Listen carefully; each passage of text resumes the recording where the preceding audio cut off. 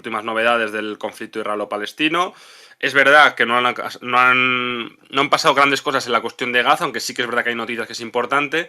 Y de todas maneras hay cosas que sí que también me gustaría comentar al respecto del conflicto, que es la cuestión de Cisjordania, que no sé si quedó bastante claro ayer, que es verdad que yo no tuve tiempo a contarla y Alejandro pues seguramente lo contó, pero bueno, al final lo contaría con más cosas, pero me gustaría poder incidir más en este tema porque es verdad, como digo, que no se está centrando la cuestión prácticamente en Cisjordania, en la situación de los palestinos en Cisjordania, qué pasa con los colonos, etcétera, porque, bueno, evidentemente, pues Gaza y la situación de la frontera líbano-israelí, que también hablaremos de ello, pues copa las portadas, como es lógico, también es verdad. Y nada, también si queréis, me gustaría comentar un poco quizás el artículo que publicamos ayer mío sobre, bueno, la irrelevancia de la Unión Europea. Y de todas maneras me gustaría también que Pablo nos comentase un poco la cuestión de Siria, porque bueno, yo ayer comenté, pues que no sé no sé si lo viste tú, Pablo, pero bueno, lo comento aquí. Hablé sobre el eje de la resistencia y hablé de los ataques que estaban ocurriendo desde, sobre todo, Irak y Yemen, pero de Siria pues no tenía tanta información y creo que es buena ocasión para que lo cuentes tú y si quieres pues puedes, bueno, puedes hablar un poco de tu artículo también que publicaste, porque a lo mejor nuestros espectadores no entienden básicamente qué conflicto hay entre Siria, qué pasa en Siria con Israel, un poco que cuentes eso y quizás, pues bueno, que nos cuente la tensión que hay y nada, que si quieres te dejo a ti comentar esto y luego vamos comentando cosas. Nos han comentado ya lo del tema de los 20 camiones humanitarios, hablaremos de ello. Pero nada, quería que, como es una cuestión que se dejó un poquito así, que yo la dejé un poco abierta ayer porque no tenía tanta información, pues hoy tenemos a don Pablo que nos lo cuente un poco y si quieres también anunciar tu artículo, pues fenomenal, que lo voy a ir pasando por el comentario. Así que nada, empieza Pablo, dale caña. Vale, perfecto. Pues nada, como ya sabéis, durante los últimos días ha habido ataques con cohetes sobre todo y con drones suicida a bases estadounidenses, tanto en Irak como en Siria. En Irak, por ejemplo, fue en la de Ain al-Assad, que fue la base atacada durante cuando fue asesinado Qasem Soleimani, el general de los cuerpos de la Guardia Revolucionaria en 2020, creo recordar. Pues fue la base que fue atacada como respuesta a este asesinato, supuestamente por las milicias iraquíes pro-iraníes, chiíes pro-iraníes. Entonces, pues bueno, está este ataque a Ain al-Assad, está otro ataque a la base de Al-Arid, también en Irak. Y luego en Siria también se ha dado un ataque a la base de Al-Tanf, que es una base que es de Estados Unidos y está en el sur de Siria, en la frontera con Jordania, en el desierto. Y luego también, aunque no está confirmada, otro ataque al campo a la planta de gas de Conoco en la gobernación de Deir donde también hay presencia de soldados estadounidenses. ¿Esto por qué se da? A ver, ¿cómo empiezo? A ver, como ya sabéis, la guerra civil siria, el gobierno sirio se apoyó muchísimo tanto en Irán como en Rusia. Pues bien, Irán, bueno, el gobierno sirio se apoyó tanto en Irán como en milicias pro-iraníes, como puede ser Hezbollah, que es libanesa, como ya sabéis, o como pueden ser milicias iraquíes chiís, que normalmente son dependientes de Irán o tienen cierto grado de cercanía con Irán. Entonces, ahora con la guerra de Sukkot, con el conflicto en Gaza, pues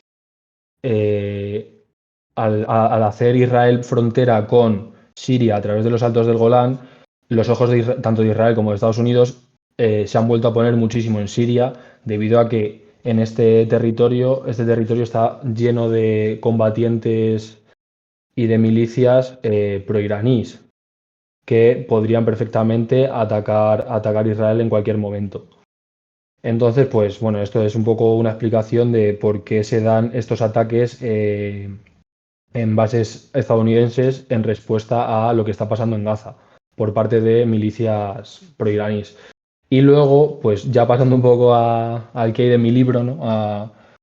A mi artículo de los Altos del Golán, pues a ver, el territorio fronterizo entre Siria e Israel son los Altos del Golán, que es un territorio en disputa, que es básicamente el motivo de disputa más histórico y más grande que ha tenido Israel y Siria y por el cual nunca han estado en paz prácticamente desde 1940, bueno, prácticamente no, desde 1948, desde la independencia de Israel y 2 años después de la independencia de Siria, nunca han estado en paz.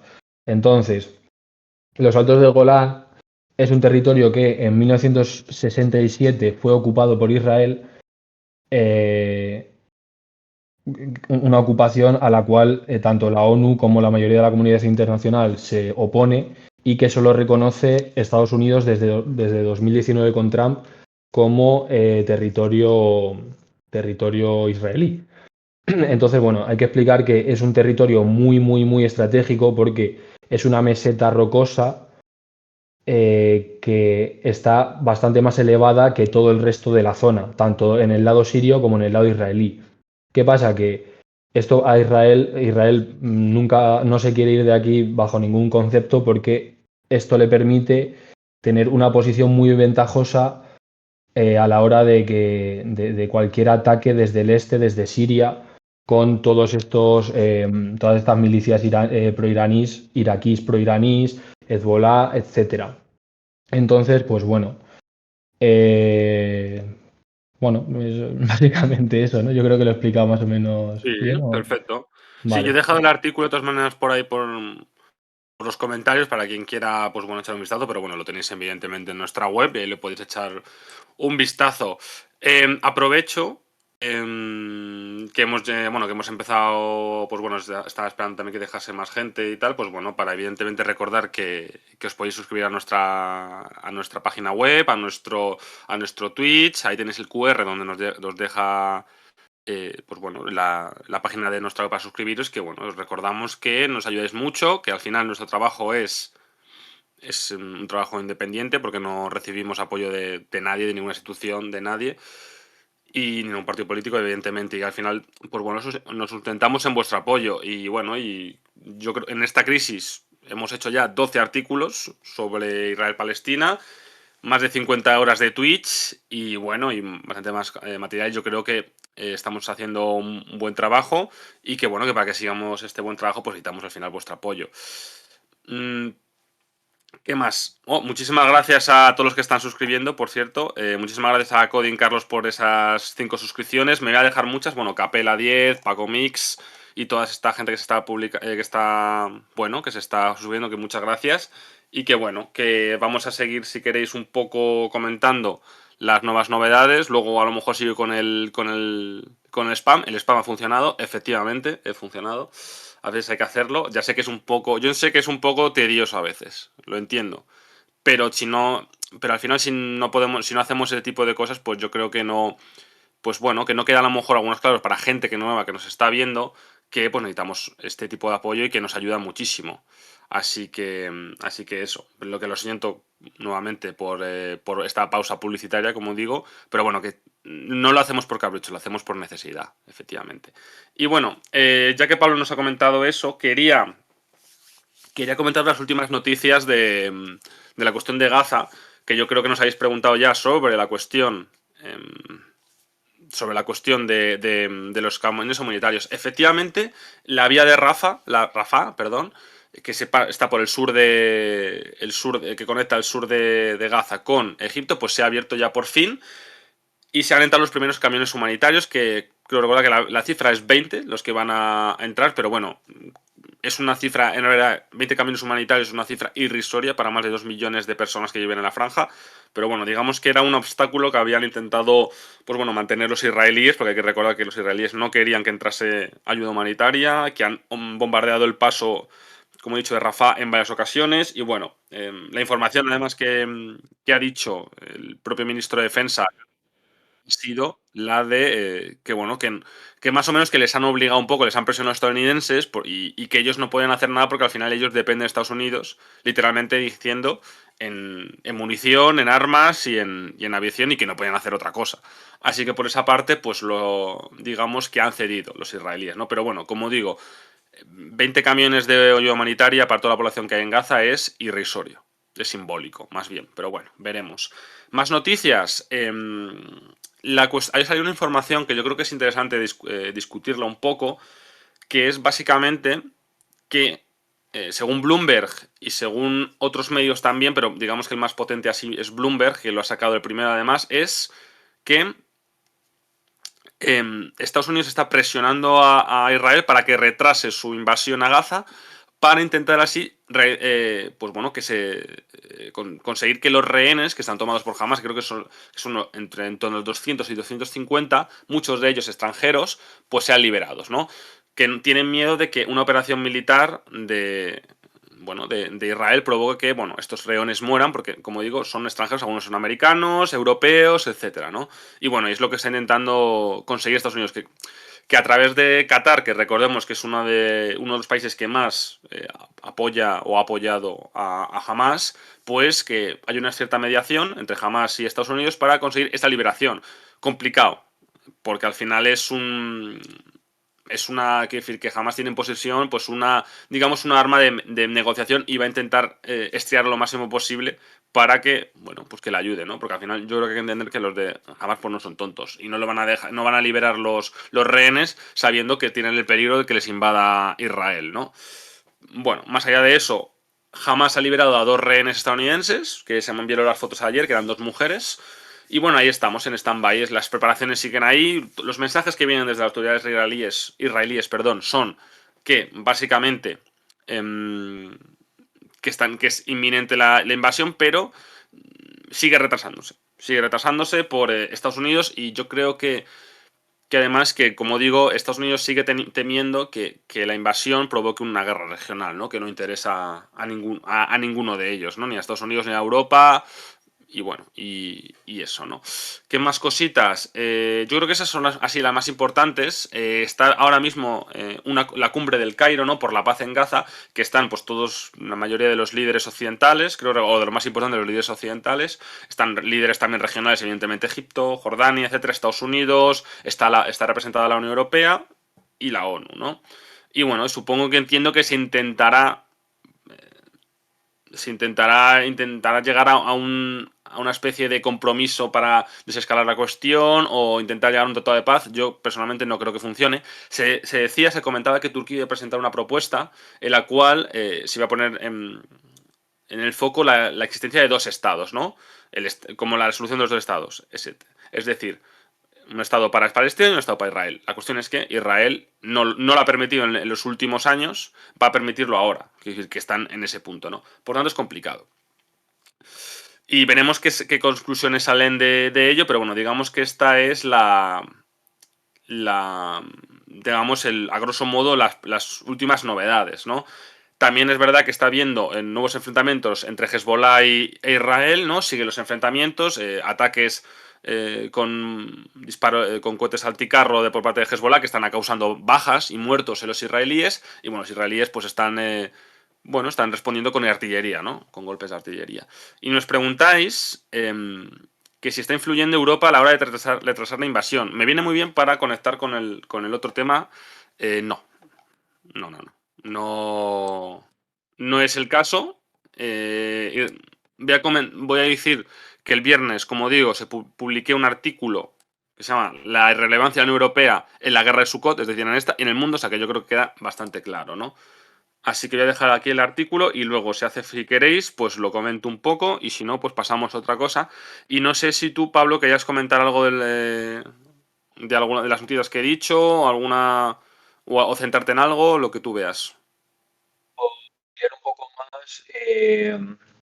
Se ha hablado también mucho del cierre del posible, bueno, posible no, que yo creo que ya va a ser inminente, cierre de Al Jazeera por Sí, parte de Israel, ¿no? me había olvidado. Sí, Que el coméntalo, sí.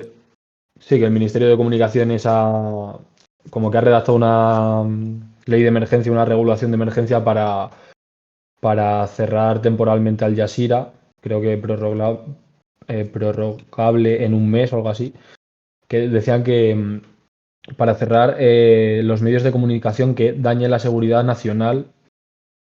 Y eso, pues eso, sobre todo con el caso de Al Jazeera, que ya sabéis que Al Jazeera es catarí y Qatarí, pues, o sea, Qatar tiene bastantes relaciones con Hamas, entonces pues.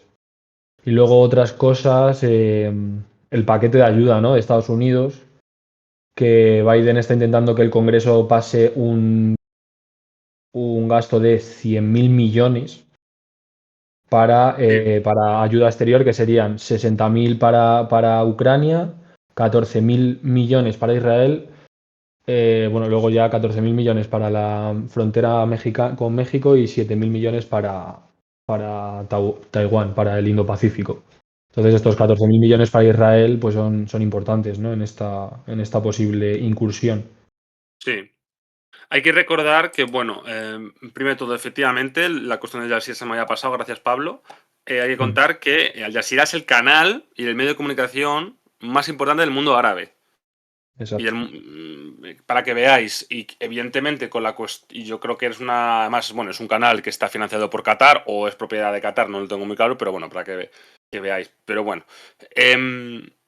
la cuestión es que, por ejemplo, durante la destrucción del hospital o parte del hospital, como queramos llamarlo, la cuestión del hospital, que es la famosa en estos días, Al Jazeera ha lanzado varias investigaciones o has lanzado varios vídeos donde pues, básicamente echaba la culpa a Israel. Y justo entiendo que Israel ha aprovechado para pues, cortarles el grifo porque, bueno, evidentemente no estaban haciendo un discurso que les beneficiase, ¿no? Porque, bueno, siempre han estado reportando los crímenes de Israel y, evidentemente, han dado mucho más voz a los palestinos que a los israelíes, ¿no? Y al final, como digo, es un canal muy importante del mundo árabe y, bueno, y han decidido cortar la emisión.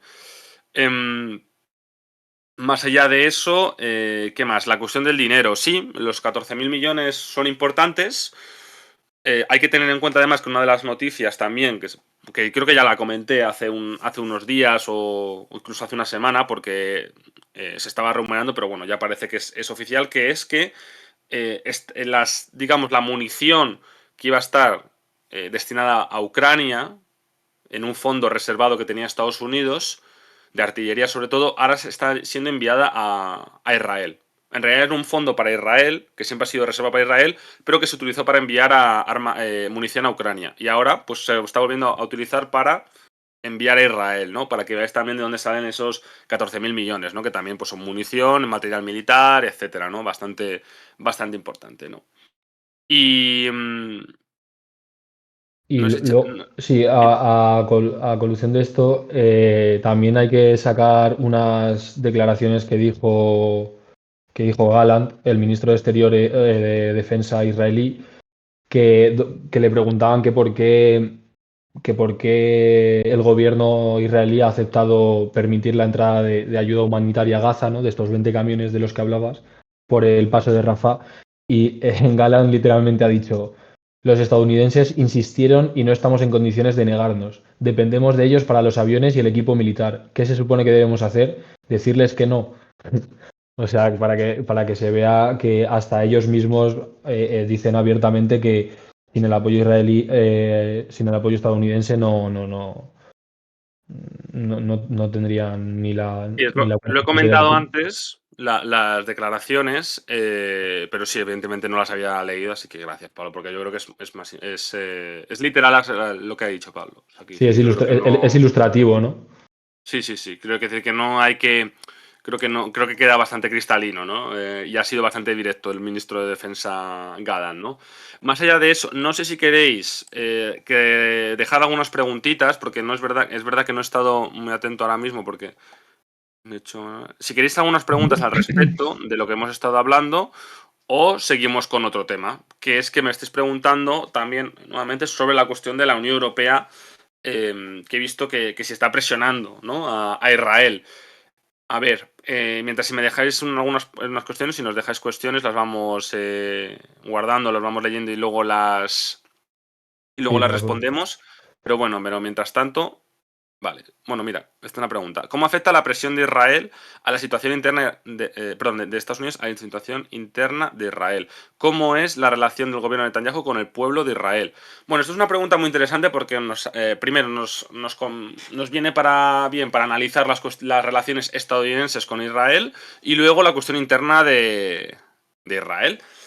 Voy a empezar con la última pregunta, que es la cuestión de Netanyahu y el pueblo israelí. Pues bueno, pues no está muy bien la relación. Primero de todo, hay que recordar que antes de la guerra había una crisis muy gorda política en Israel, por la cuestión de una reforma judicial que ha sido vista incluso como un golpe de Estado judicial por parte de sectores de la sociedad civil israelí, de partidos políticos israelíes, etcétera. Que estamos hablando de algo muy gordo. Estas cuestiones están explicadas mucho mejor igualmente en la serie que hizo mi compañero Ángel sobre, se llama Reforma Judicial de Israel, creo recordar, en Israel, y lo podéis ver ahí porque está muy bien todo explicado. Ahí lo tenéis en nuestra web, ¿vale? Pero bueno, partiendo de esa base hubo unas manifestaciones muy gordas contra Netanyahu, que es un personaje bastante polémico también, ha sido primer ministro, creo que es el primer ministro más duradero de la historia de Israel, pero bueno, ha sido también acusado de corrupción en múltiples ocasiones. Quiero decir que es una figura polémica ya de por sí. Pero bueno, estaba gobernando gracias además al apoyo de ministros y muy extremistas. Y la cuestión es que ahora, con la crisis que se ha abierto, él ha intentado pues minimizar digamos, hacer un control de daños bastante fuerte con la cuestión del gobierno de concentración, ¿no? De cara a la guerra. Pero la cuestión es que, según encuestas que hay en Israel y según el ánimo, yo creo, es que el 80, creo que era el número, era el 80% de la población israelí culpaba a Netanyahu del fallo de seguridad que hubo y que provocó el ataque tan, bueno, devastador de Hamas. La cuestión es que muchos de los que critican a Netanyahu, y yo creo que con bastante razón, están argumentando que esto es culpa de Netanyahu, no porque evidentemente es el líder y es el, digamos, principal responsable, ¿no? Sino porque debido a sus decisiones políticas. ¿De qué decisiones estoy hablando? Las decisiones de que sabéis que en Cisjordania hay parte ocupada, que está habiendo una política de cada vez más asentamientos de colonos, de expulsión de sus hogares de los palestinos. Pues la cuestión es que durante su gobierno se ha producido una mayor, digamos, tendencia dinámica en este sentido, ¿no? Vuelvo a recordar que dentro del gobierno de Netanyahu hay ministros que son se puede tachar incluso de fascistas, ultraderechistas, muy radicales, que son básicamente vienen de los colonos, ¿no? De esta gente que básicamente, bueno, pues se organiza y expulsa a la población de Palestina, ¿no? Y de hecho, si hay tiempo, lo comento luego en el espacio de Cisjordania porque está habiendo muchos problemas ahora mismo. La cuestión es, como digo, hacen esta política de nuevos asentamientos. La cuestión es que esta gente tiene que ser protegida por el ejército.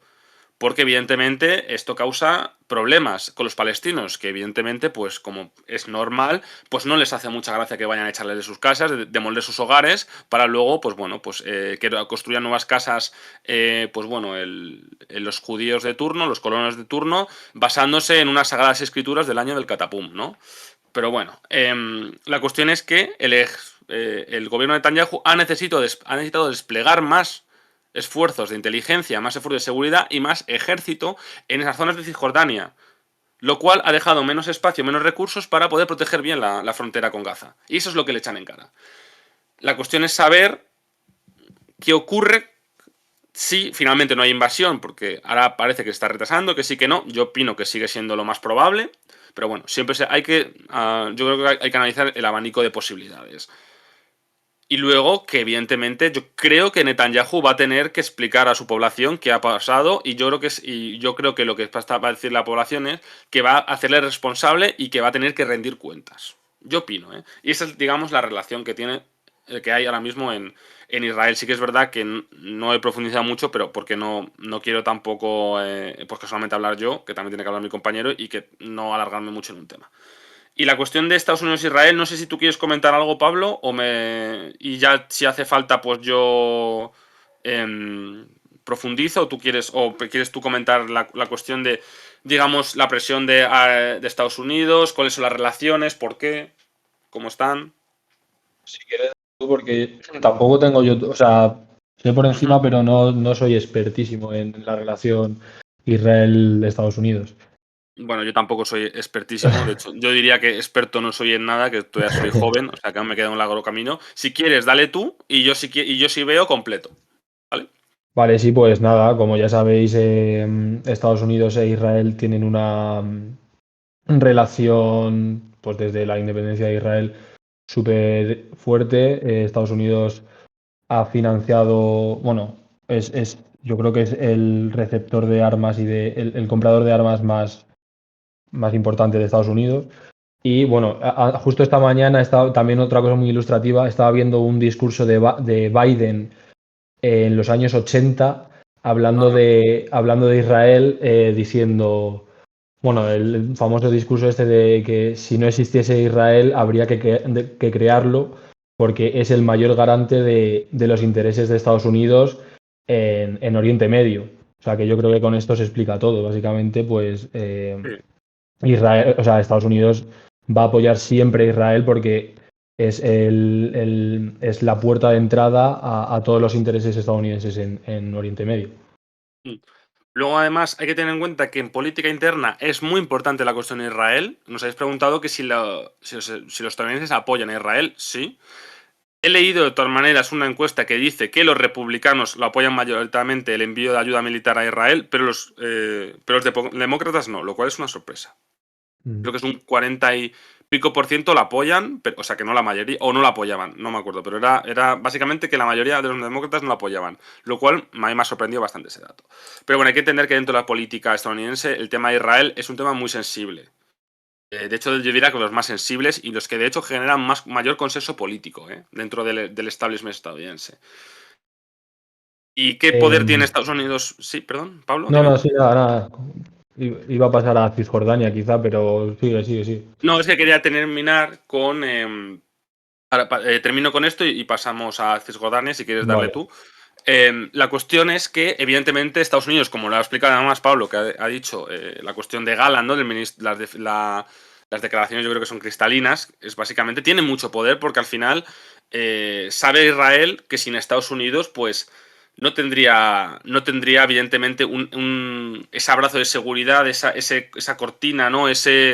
Digamos, ese salvoconducto que tiene, porque hay que tener en cuenta que, por ejemplo, Estados Unidos les provee de munición para sus sistemas antiaéreos, las famosas cúpula de hierro, y luego por muchas cosas de venta de armas y luego apoyo diplomático, que es muy importante de cara a, y ahora más en una situación en la que Israel se ve mucho más denostada, mucho más, tiene una mucha peor imagen en Oriente Medio, ¿no? Ahí está Estados Unidos para intentar jugar la carta diplomática por Israel.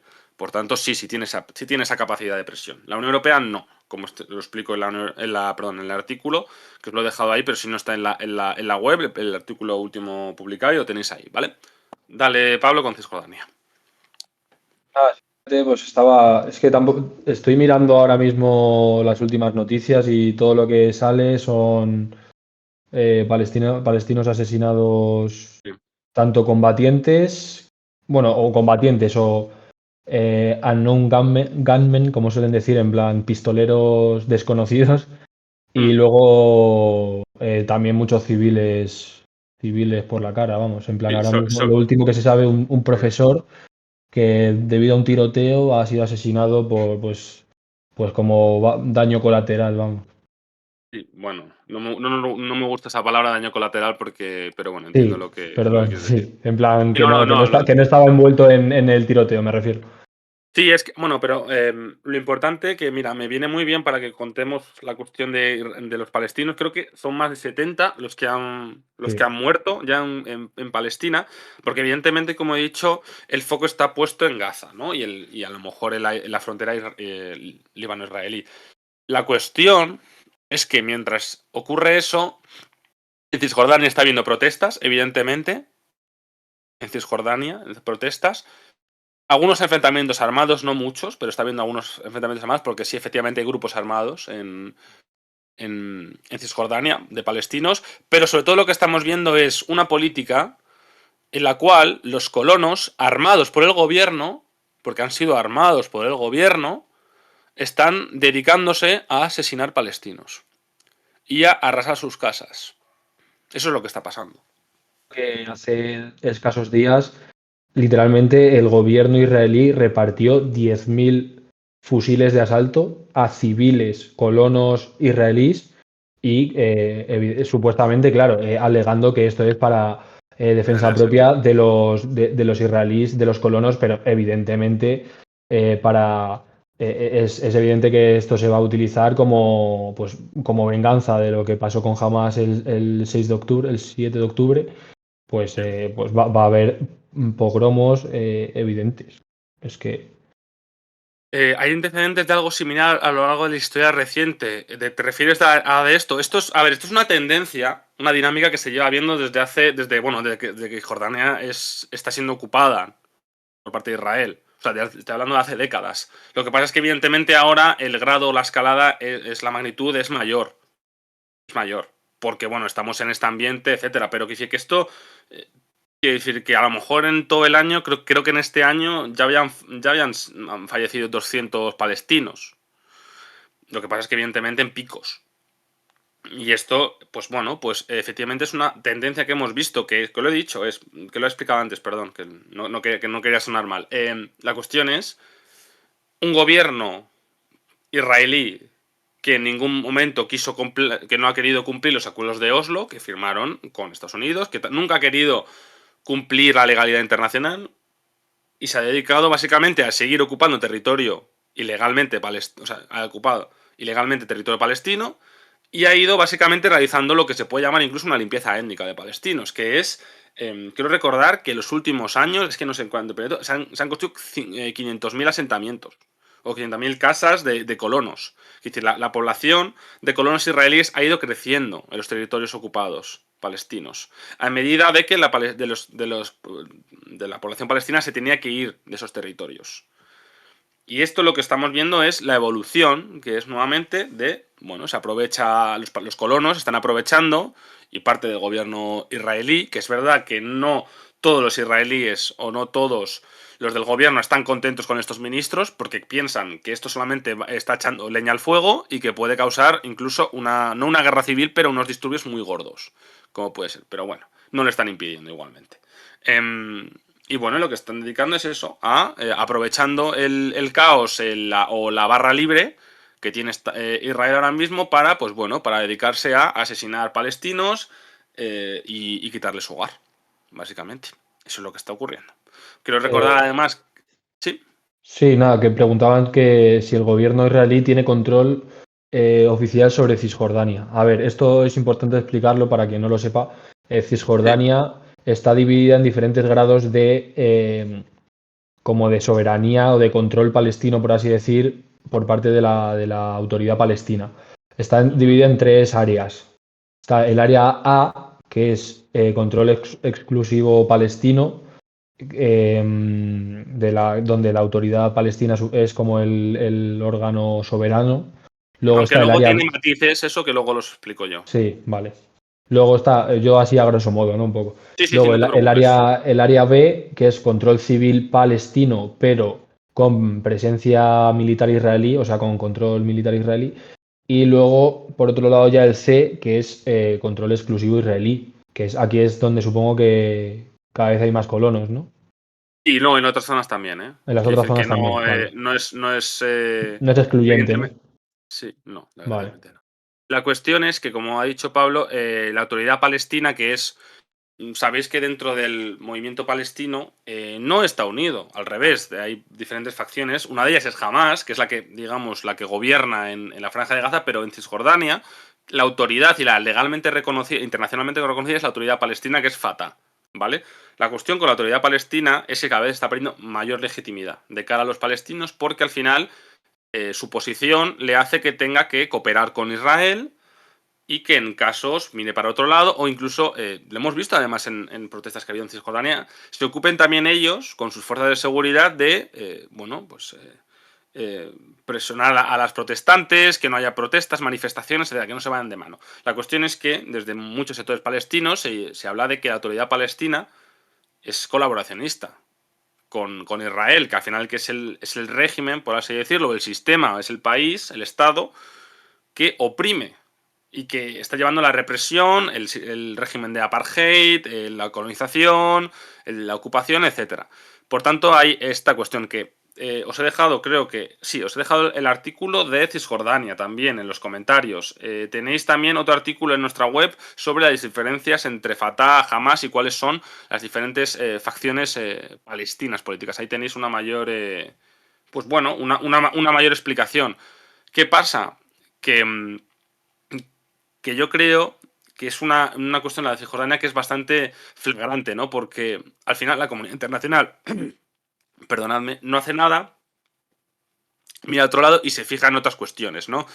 Y bueno, Israel, pues bueno, pues tiene pues toda la cancha, por así decirlo, para poder seguir haciendo este tipo de cuestiones, ¿no?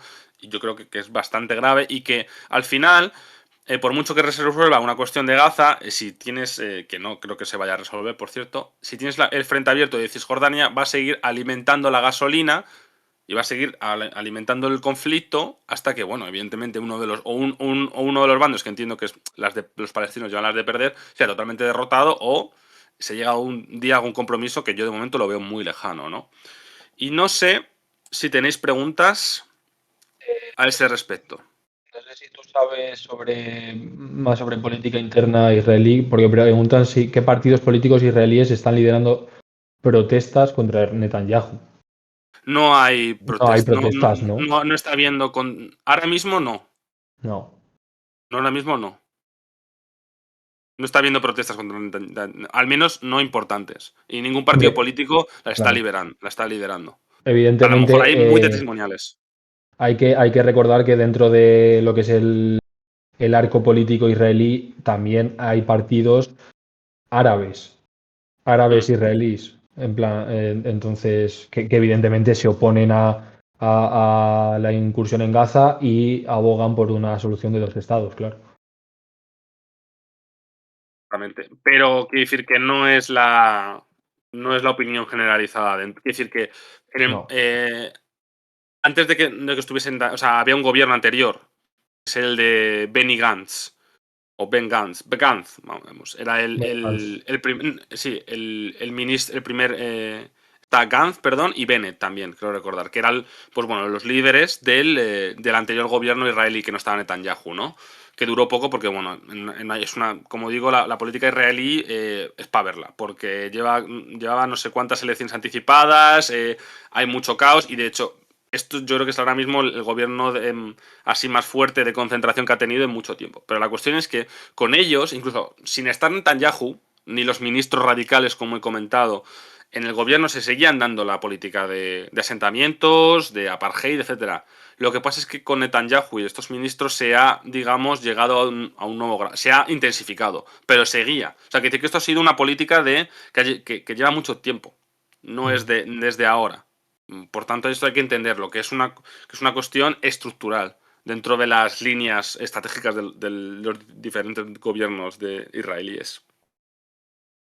preguntan también si es posible que la situación civil en Cisjordania se convierta en un problema tan grave que tenga que intervenir el ejército de Israel. Pues Puede podría ser, ser, ¿no? sí, sí, sí, es uno de los. Si quieres contestar tú, perdón. No, a ver, es que tampoco, pero sí, yo creo que es uno de los posibles escenarios, ¿no? Sí, claro, o sea, yo de hecho es algo bueno, que nosotros hemos planteado ya en varias ocasiones, que cuidado con, digamos, oprimir demasiado o retorcer o presionar demasiado a los palestinos porque puede haber una sucesión de disturbios, como ya ocurrió en 2021, que hubo otra guerra entre Hamas e Israel, que acabó con, bueno, que no acabó, que hubo disturbios tanto en Cisjordania, bastante gordos, como en Israel con los árabes israelíes, porque como ha dicho Pablo, dentro de Israel, del territorio nacional reconocido de Israel, hay una etnia que son árabes israelíes. Que estos árabes israelíes son descendientes de los palestinos que se quedaron en las tierras de Israel cuando, pues bueno, se produjo la Nakba. Porque no todo. La Nakba es el éxodo mayor que hubo, esa limpieza étnica brutal de 700.000 palestinos que hubo tras la primera guerra árabe-israelí de 1948. Pues todos los árabes palestinos que se quedaron en Israel, pues son esta gente. ¿Cómo se trata a esos árabes israelíes? Pues te puedes imaginar que no muy bien. Evidentemente no es lo mismo, son al final ciudadanos, pero evidentemente no tienen tanta voz, De hecho, creo que hay un partido que no sé si lo habéis comentado, que se llama Hadas, pero quiere decir que votó de hecho contra Netanyahu en su momento y no estuvo dentro del gobierno, pero digamos que apoyó, creo que tenía un diputado o dos del Parlamento, no era mucho, pero bueno, apoyó a echar a Netanyahu y crear un nuevo gobierno, como he dicho, el de Bennett, etcétera. Y bueno, sí, están ahí. De todas maneras, que tampoco no controlo tanto esa cuestión, o sea que no quiero patinar, pero bueno, sí, evidentemente su influencia política es bastante menor, ¿no? A pesar de ser bueno, tiene una porción importante de la población, creo que entender, porque si se quedaron unos 150.000 o 200.000 árabes, pues en una población de 9 millones, pues es al final, no es mucho, pero es algo. Y ¿por qué algunos pudieron quedarse? Bueno, porque algunos decidieron. A ver, quiero decir que no se echaron a 1 millón de palestinos o de árabes. Muchos les echaron, otros bueno, asesinaron, les quitaron sus hogares y otros decidieron irse también, viendo la situación. Yo me imagino que algunos pues tendrían posibilidad y vieron que ellos querían quedarse y se quedaron. O sea, más o menos entiendo que esa es la lógica, ¿no? Es como la cuestión de, a ver, no, ciertos paralelismos, pero evidentemente cada situación es diferente de la situación de los armenios en Nagorno-Karabaj. Había 120.000 armenios en Nagorno-Karabaj, no se han ido todos, la inmensa mayoría sí, pero bueno, la mayoría intenta irse por evidentes motivos y otros pocos han decidido quedarse, pues bueno, pues porque no querían abandonar sus hogares. Y que bueno, ellos vieron que preferían vivir con Israel, y en este caso los armenios, con Azerbaiyán. Quizá podrías hacer tú la segunda ronda de publicidad para tu artículo con esta pregunta de ¿no creéis que el seguidismo de la acción exterior de la Unión Europea a la de Estados Unidos es del todo contraproducente contra los intereses de la primera en relación con la pérdida de peso en una región tan cercana como es Israel y Palestina, vamos, de la Y Unión a ver, Europea, me refiero? sí. El artículo vuelvo a pasar por ahí. Es de contenido exclusivo. Es decir, es para gente que está suscrito a nuestra web. Lo vuelvo a retirar, que os podéis suscribir a nuestra página, que sería, pues bueno, nos hacéis, pues nos ayudáis mucho. Yo creo que damos contenido bastante bueno, no solamente artículos para que la gente se suscriba, sino también una newsletter semanal con todo lo ocurrido a lo largo de la semana, los principales acontecimientos, etcétera, que lo hacemos todo el equipo, además, cada uno especializado en un área, y luego tenéis seminarios también. Seminarios bueno, que hacemos básicamente clases magistrales, por así decirlo, bastante largas, que luego además que lo hacemos por Zoom, pero luego lo colgamos a la web y además os dejamos un informe. Y nada, que ahí tenéis, si os suscribís, pues tenéis esas ediciones, ¿no? Que al final, bueno, son 4 euros al mes, que no es mucho, pero nos ayuda mucho, la verdad. Lo siento por la redundancia. ¿Qué ocurre con Estados Unidos? A ver, con la Unión Europea, sí, efectivamente. La cuestión de la Unión Europea es que al final lo es siempre, lo he repetido 200 veces, pero bueno, es que es importante destacarlo. Son 27 Estados miembros, cada uno con su política exterior y cada uno con su política de defensa. Es decir, la Unión Europea en sí mismo, el órgano, las instituciones, no tienen potestad en política exterior prácticamente. La política exterior la mandan los Estados miembros, los 27. La cuestión es que, bueno, se dio una imagen de que la Unión Europea o se estaba haciendo una Europa geopolítica, que iba a ser pues un actor influyente, de relevancia en el mundo, ¿no? Y parecía, ¿no? Que con la guerra de Ucrania, pues bueno, pues habían cambiado las cosas, que estaba más unida, etcétera. En un espejismo, yo pienso. Porque al final la cuestión es que con Ucrania pues hubo un consenso, o parece que hay un consenso, también provocado con el seguidismo a Estados Unidos. Es decir, si Estados Unidos no estuviese como líder digamos, del frente occidental, a lo mejor la Unión Europea no habría tomado las decisiones que ha tomado y habría parecido, digamos, más unida que lo que ha parecido, ¿no? La cuestión es que Estados Unidos es el que manda y Europa pues se siente cómoda, o mucha parte de los Estados Unidos se sienten muy cómodos con ese liderazgo estadounidense, ¿no? Y otros a lo mejor no están tanto, pero es lo que hay, básicamente. Porque entiendo que tener una soberanía, una independencia, requiere mucho esfuerzo, requiere pensar mucho y requiere dedicar recursos en ese aspecto. Y entiendo que el coste político nadie quiere asumirlo, ¿no? De los líderes, me refiero. Y bueno, esa lo que ocurre es que con el Oriente Medio, pues bueno, Europa pues es irrelevante, efectivamente, es un actor que no tiene ningún peso y lo que hemos visto es que cuando el seguidismo de Estados Unidos pues provoca un poco bueno, de contradicciones dentro de la Unión Europea, porque al final nos hemos basado mucho en la democracia, los derechos humanos, etcétera, con la cuestión de Ucrania, pues bueno, ahí estamos viendo lo que está ocurriendo con Israel y a lo mejor cuesta más porque al final nuestras sociedades pues o nuestros líderes pues no están tan de acuerdo con lo que está ocurriendo. No somos tan pro-israelíes. Lo que pasa es que, bueno, Ursula von der Leyen se ha creído que es la líder y que representa a la Unión Europea de verdad en política exterior y siempre ha estado muy alineada con Estados Unidos, pues bueno, pues la ha montado la que ha montado porque la verdad es que ha sido muy criticada la Unión Europea. Pero bueno, la final los Estados Unidos pues, han mostrado sus divisiones, porque no es lo mismo lo que opina eh, Francia que España, incluso, que España, aunque no lo creáis, pues no tiene un sentimiento más palestino que en otros países de Europa. Y evidentemente, pues no se va a alinear con básicamente con solamente un discurso que diga que Israel tiene derecho a defenderse, ¿no? Y por tanto, pues bueno, es difícil crear consenso y si no hay consenso, pues no hay política exterior y tampoco es que la Unión Europea tenga armas para imponer, digamos, por la vía de la fuerza o de la coerción, pues no tiene vías para presionar, seamos sinceros, porque militarmente la Unión Europea es un chiste, es un mal chiste, de hecho. Por tanto, esa es la cuestión, ¿no? Yo creo que es más relevante. No sé si.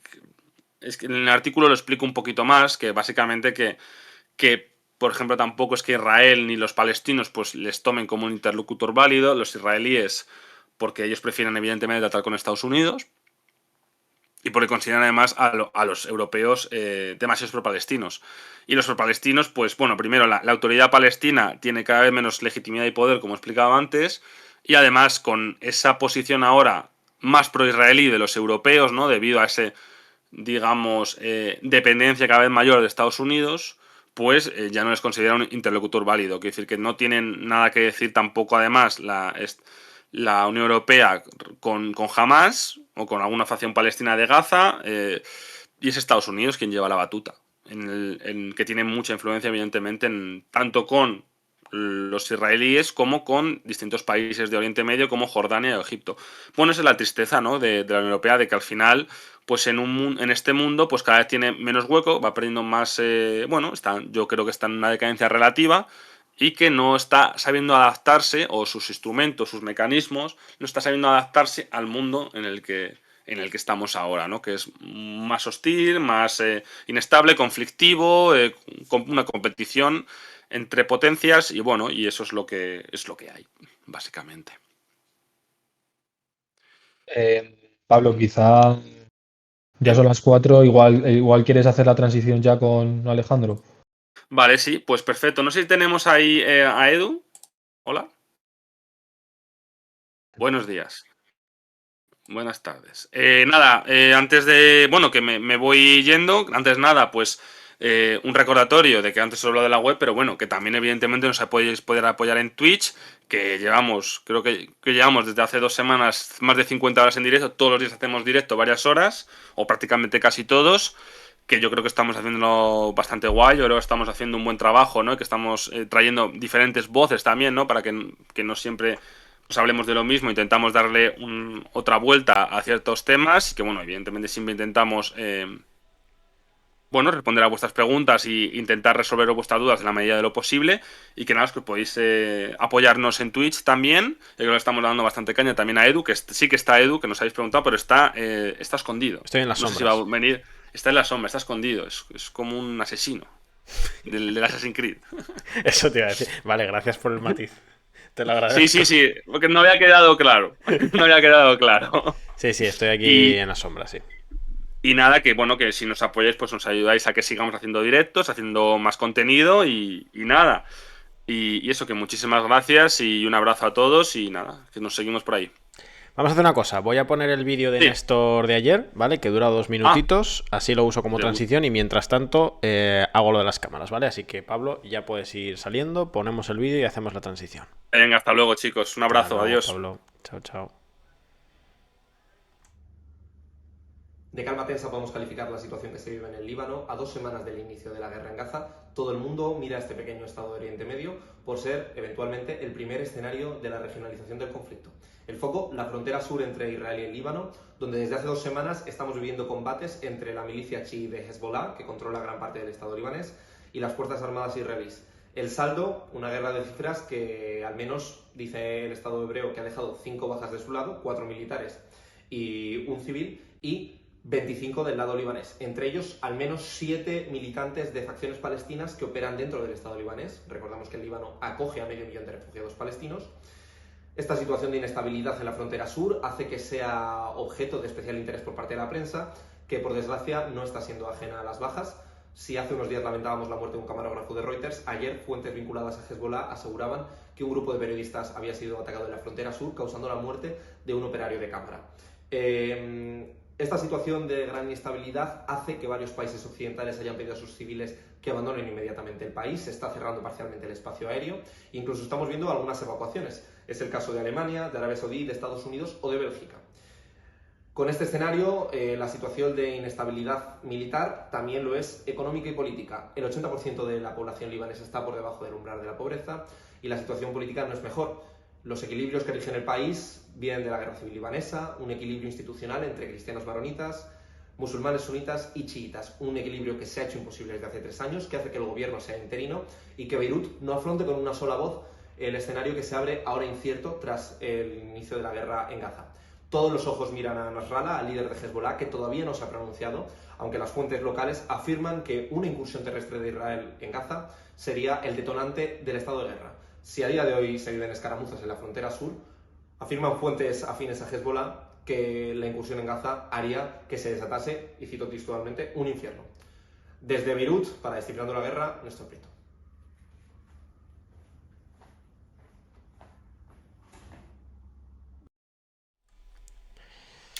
Muy buenas, estamos ya de vuelta en este nuevo bloque de Descifrando la Guerra. Espero que estéis con todavía ganas de más análisis porque nos vamos a quedar por lo menos una horita. Así que mientras vuelve mi compañero Pablo, que ahora mismo está a punto ya de regresar con nosotros, vamos a recordar, bueno, buenas a todos, gracias en el chat. Vamos a dar un poco unas tips de lo que vamos a hablar hoy, rápido, y así antes de estar todos organizados, pues hacemos un poco de promo. Lo primero, los temas de hoy. Los ataques que se han dado en la frontera entre Israel y Líbano. Está habiendo una escalada durante el día de ayer y el día de hoy. Liberación de rehenes en Gaza, las dos que os adelantábamos ayer en esa negociación con Qatar, mediante y que también estaría sirviendo como una de esas estrategias mientras se presiona a Israel desde Estados Unidos para que retrase la intervención en Gaza. La apertura por primera vez, y esta es la noticia, ya tenemos las imágenes del paso de Rafah, según Egipto. Bueno, luego hablaremos un poco de esas declaraciones y de qué es lo que se está cociendo detrás. Sé que habéis hablado un poco ya de alguno de estos temas con los Pablos, pero le daremos más caña con las nuevas declaraciones y con la actualidad. La cumbre por la paz que se está celebrando ahora mismo, bueno, durante hoy, el día de hoy, en El Cairo, en Egipto. Una cumbre importante y hablaremos también de ella, por lo que ya os hablamos en su momento de la cancelación de la cumbre de Jordania, así que hoy tendremos la segunda cumbre. Además, el paquete de ayuda de Estados Unidos, que también sé que lo habéis comentado en el directo, los incidentes en Cisjordania y el cierre de Al Jazeera en Israel. De todo esto se pueden sacar muchos titulares, pero vamos a ir profundizando en todo ello. Así que creo que ya tenemos a Pablo con nosotros de vuelta, pero mientras... Ya estoy con mi idea aquí. Perfecto, Pablo. Bueno, genial. Gracias por quedarte a los dos bloques. Solo vamos a hacer la promo ahora y así empezamos con fuerza, ponemos el QR y que sepáis, como siempre, los que nos habéis preguntado otras vías para enteraros de los directos, para enteraros de las noticias, de cómo apoyarnos, que es que nos están llegando muchos correos, tenemos un canal de Telegram donde podéis enteraros de todo. Además, si pincháis en el QR nos ayudáis más que en cualquier otra forma, porque nos estáis muchos preguntando, oye, ¿cómo puedo ayudar a Descifra y dónde os llega más o dónde es mejor para vosotros que os demos ese apoyo? Bueno, pues aquí es, ¿de acuerdo? En el QR. Porque vosotros recibís la newsletter, los artículos exclusivos, como el que ha publicado Pablo hoy sobre la Unión Europea y su papel en la crisis de Israel y Palestina, en la guerra del Sukkot, así como otras muchas publicaciones que hemos dejado, algunas en abierto, entonces nos podéis apoyar aquí para que podamos seguir dejándolas en abierto y algunas en exclusivo, así que también para poder acceder, esta es la mejor vía. Y bueno, y por supuesto también están los seminarios, que a ver si prontito os anunciamos cuál será el tercero, pero porque mucha gente tampoco lo sabe y aprovecho para decirlo, si adquirís los seminarios con la suscripción, que os entra todo, la newsletter, los artículos y los seminarios, recibís todos, también los que ya se han emitido en diferido, o sea, podéis acceder en diferido a ellos. Entonces es una muy buena forma de entrar en todo el contenido del mundo Descifrando la Guerra, así que paramos ya y entramos en materia. Gracias a todos por haberos quedado. Bueno, ¿qué más, Pablo? Si me quieres actualizar un poco qué es lo último que habéis estado tocando y así saltamos a otro tema, pues fantástico. Lo último que hemos estado tocando ha sido Pablo hablando de la baja de la baja importancia que tiene, cada vez menor importancia que tiene la Unión Europea en estos conflictos, básicamente. Vale, o sea, de Pablo, su libro, Pablo ¿no? enfadado, Pablo enfadado, vamos, como siempre. Hablando del artículo. Sí. Bueno, que no te escuche. Vamos entonces a comentar la actualización que me llega. Declaraciones desde Hezbollah. El secretario general adjunto de Hezbollah, Naim Qassem, ha declarado hoy una forma de señalar esa línea roja en la que ya varios grupos del eje de la resistencia se han plantado, que la invasión de Gaza, la invasión terrestre por parte de Israel, será su tumba, la del Estado de Israel. Por lo tanto, lo que están señalando es cómo va a escalar la guerra en el caso de que Israel intervenga en la franja de Gaza y que no tienen más opción desde el eje que la victoria. Mientras que, bueno, pues dice que han recibido, y esta es la información interesante más allá de la retórica y la propaganda habitual, la noticia es esta. Han recibido muchas llamadas advirtiendo a Hezbollah de que no se involucre en la guerra en Israel, pero ellos dicen que están en el corazón de la batalla. Con lo cual se confirmarían esos rumores que os hemos traído durante estos días sobre que algunos estados occidentales, presumiblemente Estados Unidos, pero se ha mencionado también a Francia y a otros actores, es verdad que Francia tiene mucha influencia en Líbano o pretendía tenerla, que habrían intentado disuadir a Hezbollah de que entre en la guerra con Israel. Al mismo tiempo, Israel ya había señalado varias veces, Hezbollah está detrás de todas estas decisiones, señalaba directamente a Irán, vaya, pero en el caso de las facciones palestinas que se encontraban en el Líbano, sobre todo en los campos de refugiados palestinos, señalaba que es responsabilidad de Hezbollah por permitirles el uso de su territorio para lanzar ataques e incursiones sobre territorio israelí y que por eso también Israel ya había respondido atacando a Hezbollah en numerosas ocasiones. Bueno, además de esto, que son esas declaraciones prácticamente de última hora, teníamos la escalada que os comentaba de ayer y hoy, ¿no? Como desde Hezbollah se habrían lanzado ya varios misiles guiados antitanque de nuevo y algunos ataques más, así como desde Israel se habría de nuevo atacado con artillería, entre otras cosas. No sé si se ha confirmado finalmente las bajas, porque ayer ya os planteábamos que había acusaciones de que había bajas en ambos bandos, pero todavía yo no he visto las confirmaciones. Entonces, pues bueno, os lo dejo simplemente como un reporte. Pero bueno, la situación está escalando bastante en el tema de Líbano y y os lo iremos actualizando según podamos. Pablo, no sé si quieres comentar esto, hay alguna pregunta y si no, pues pasamos con más información, que hay mucha. Vamos a ver preguntas, a ver si hay algo más. Estaba mirando Twitter, pero no me ha salido esto que has comentado tú de las últimas declaraciones de Hezbollah. No lo tenemos todavía en redes, pero son algunos reportes que habían llegado de Hezbollah, declaraciones del secretario general adjunto. Es verdad que es lo que nos contaba a Néstor ayer, que era complicado, por ejemplo, las declaraciones del secretario general, bueno, del jefe de Hezbollah, que era Nasrallah, que es un perfil que, como dicen allí en Líbano, cuando habla es por algo importante, ¿no? Sí que hemos visto muchas declaraciones en realidad de él, pero suele ser la retórica habitual. Entonces, bueno, pues nos quedamos con estas últimas declaraciones. Pregunto también por el tema de los hutíes y el estrecho de Bab al-Mandab, que sí lo hemos comentado. A ver si creo que fue ayer o antes de ayer, ¿no? Se hizo durante varias horas, se lanzaron misiles balísticos desde Yemen por parte de los hutíes hacia Israel, pero fueron todos interceptados por Estados Unidos mediante el nuevo, no sé si no sé si qué era, si el destructor. No, era un que han destructor. puesto, el destructor, exacto. Que han puesto ahí en las costas de Israel, ¿no? Este concretamente estaba en el Mar Rojo. Los que tienen en la costa de Israel son los portaaviones. Los portaaviones. Entonces, hombre, evidentemente yo creo que este destructor lo han puesto ahí estratégicamente porque saben que los hutíes tienen mucha fuerza a nivel de misiles y tal, entonces son un peligro bastante latente para Israel.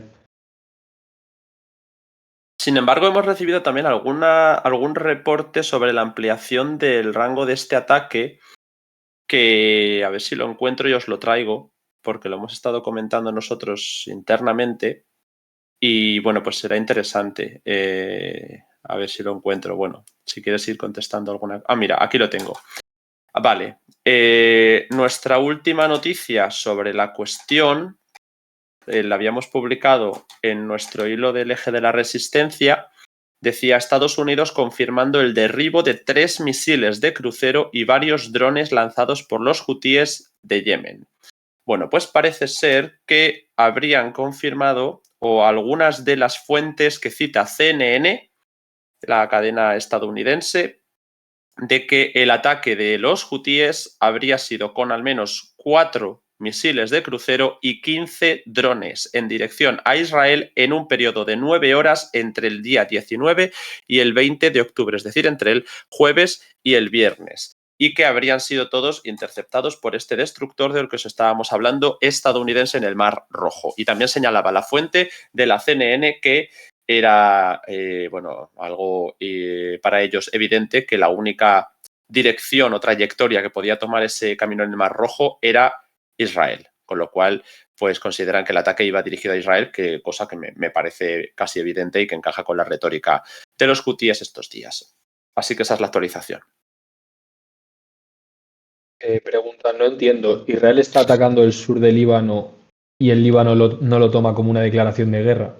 A ver, hay que entender que el Líbano como país, en plan, el ejército libanés no se va a meter en la guerra porque no quiere confrontación con Israel, pero Hezbollah, que sí que evidentemente ataca a Israel, no es el Estado libanés, no es una facción, es un partido político con una facción armada, la cual está permitida o está aceptada por el gobierno libanés o por el Estado del Líbano, pero quiero trazar ahí la línea, que no es lo mismo una cosa que otra, vamos. De hecho, sí que ha habido algún choque, parece ser, con fuerzas libanesas, pero es verdad que el Líbano es un estado que ya hemos explicado muchas veces su complejidad y su dificultad para ser operativo, y por lo tanto estaba dividido por el control de distintos grupos sectarios. La conformación del Líbano, de hecho, se basa en que algunos puestos están reservados para la comunidad chií, otros para la comunidad suní y otro para la comunidad cristiana, ¿no? Maronita. La cuestión es que precisamente por esa conformación política también se dan alguna separación en barrios, en ciudades y en regiones controladas por distintas facciones. Por ejemplo, Hezbollah es la facción mayoritaria dentro de los grupos chiíes. Entonces, los combates principalmente en esta zona los llevan los grupos vinculados a Hezbollah. Aunque tienen un brazo político muy importante y han participado de varios gobiernos, actualmente el gobierno libanés está en funciones con el mandato sobrepasado para la presidencia. Llevan intentando renovar tanto el gobierno como el presidente, tanto el presidente como primer ministro, ¿no? Las dos caras de la política libanesa durante mucho tiempo, y es un desastre. Por eso ayer hablábamos también sobre la dificultad de establecer una normalidad política en Líbano. De modo que, aunque pueda haber intervención del ejército libanés, la voz cantante la lleva Hezbollah. Y aún así, aún con todo, la retórica con la permisividad para los grupos palestinos como la yihad islámica la asocia Israel a Hezbollah, con lo cual los ataques los está dirigiendo a la infraestructura de Hezbollah. Y se han dado varios ataques, ya no solamente los primeros durante el comienzo de la guerra de Sukkot, sino digo desde ayer. Están dándose nuevos ataques, pero normalmente pues están dando estas respuestas cruzadas, ¿no? De los misiles antitanque guiados y por otro lado la artillería. Así que cualquier cosa os vamos comentando. De hecho, perdóname si ya lo has comentado, pero el otro día también saltó una noticia sobre que el ejército libanés había desactivado o había desmontado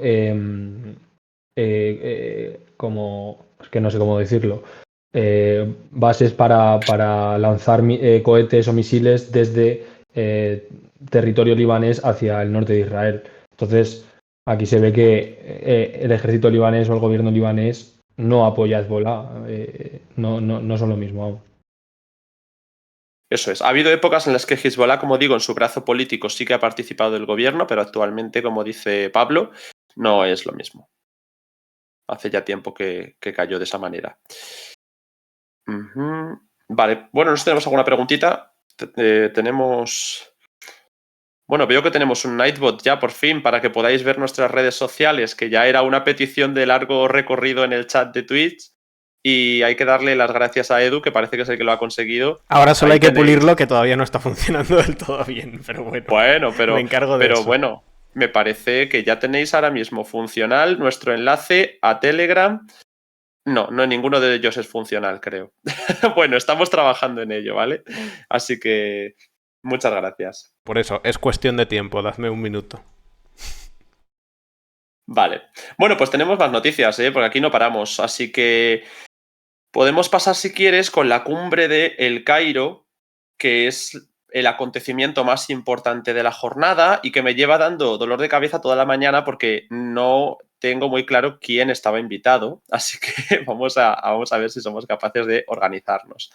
Vale, ¿os acordáis cuando se dio el ataque varios ataques que se han dado esta semana en Gaza importantes? Tenemos también el acontecimiento del hospital y toda la reacción que se dio en Cisjordania. Una de las primeras reacciones que vivimos fue la salida de Mahmoud Abbas de Jordania hacia Cisjordania, y voy a hablar de eso porque se canceló como consecuencia la cumbre de Amán, la que iba a organizar el rey de Jordania con Mahmoud Abbas, con Joe Biden y con Abdel Fattah al-Sisi, es decir, los líderes de Egipto, Jordania, Estados Unidos y la Autoridad Nacional Palestina. Vale. Bueno, pues como ya cancelaron esa cumbre, que creo que iba a tener lugar el jueves y que nosotros os lo contamos todo en directo, os hablé ya en aquel momento, si os acordáis, de una segunda cumbre que iba a ser importante para el sábado, es decir, para hoy, que era la del Cairo.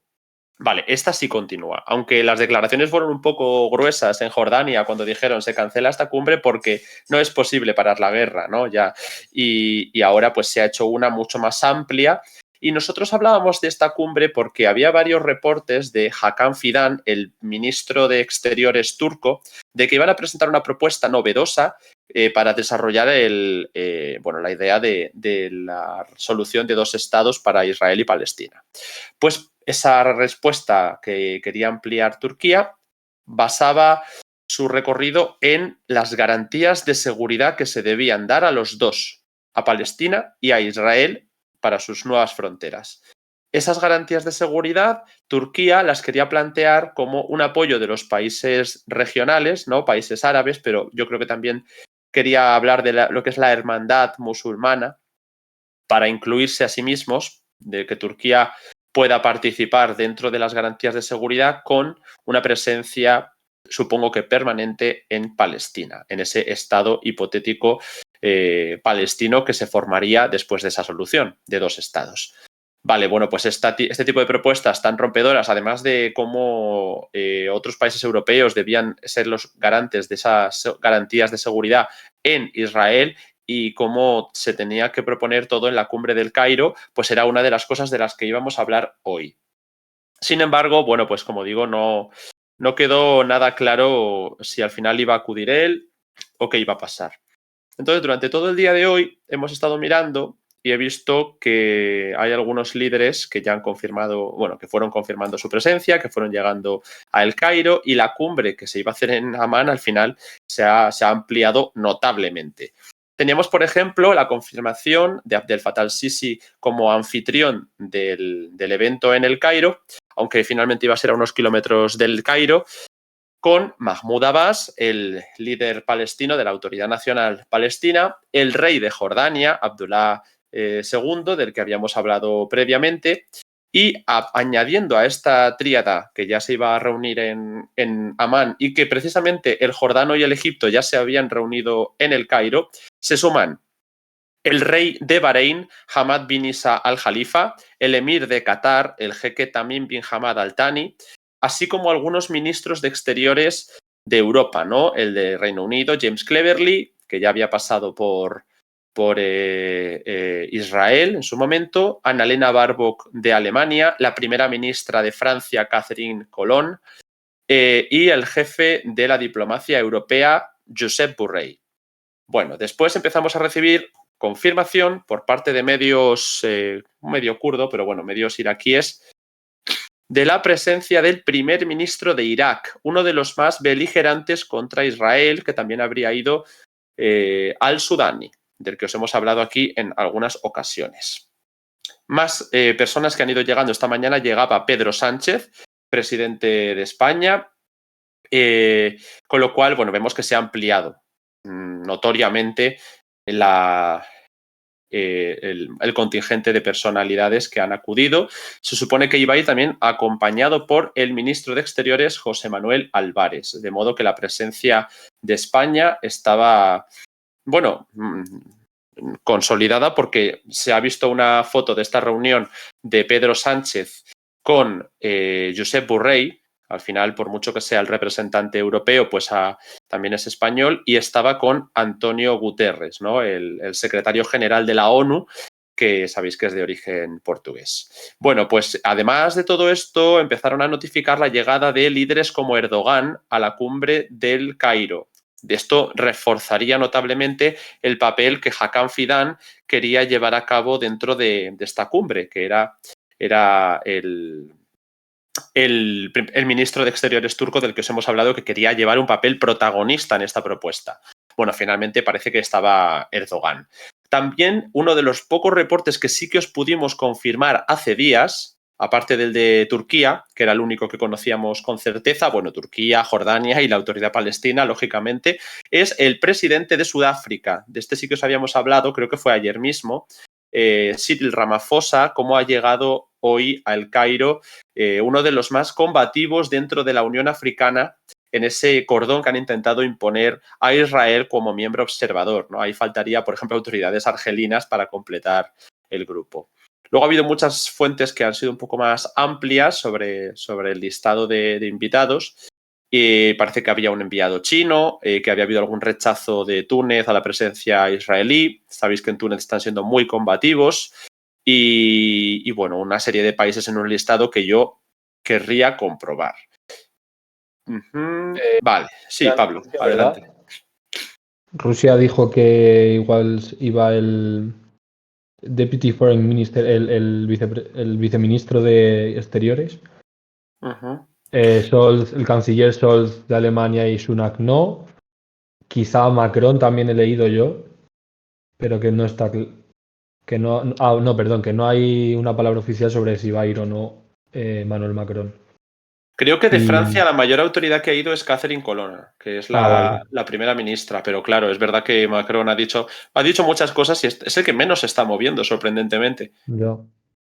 Y luego también había leído que Túnez se había ido de la cumbre debido a que había una delegación israelí, porque no hay delegación israelí, ¿no? No te fíes mucho, porque o sea, son fuentes libanesas, Claro, no son demasiado fiables, pero es verdad que sí que había leído eso de que Túnez había rechazado ir eso porque es. habría una delegación israelí, pero yo tampoco tengo esa noticia confirmada, la verdad. Vale, vale. Sí, Así que sí. lo dejaría ahí. Vale, sí que tengo un listado, a ver si es mejor, ¿vale? Yo os lo voy a leer y parece un listado oficial publicado unas horas antes. El presidente de Egipto, Abdel Fattah al-Sisi, el presidente palestino Mahmoud Abbas, el rey de Jordania, Abdullah II, el presidente de Emiratos Árabes, Sheikh Mohammed bin Zayed. Es verdad, he visto imágenes de bin Zayed, así que puede ser también. El rey de Bahrein, Isa al-Khalifa, el emir de Qatar, Sheikh Tamim bin Hamad al-Thani, es verdad también. Bueno, aquí importante porque es verdad que al-Thani es uno de los mayores valedores de la causa palestina del lado de Hamas, incluso.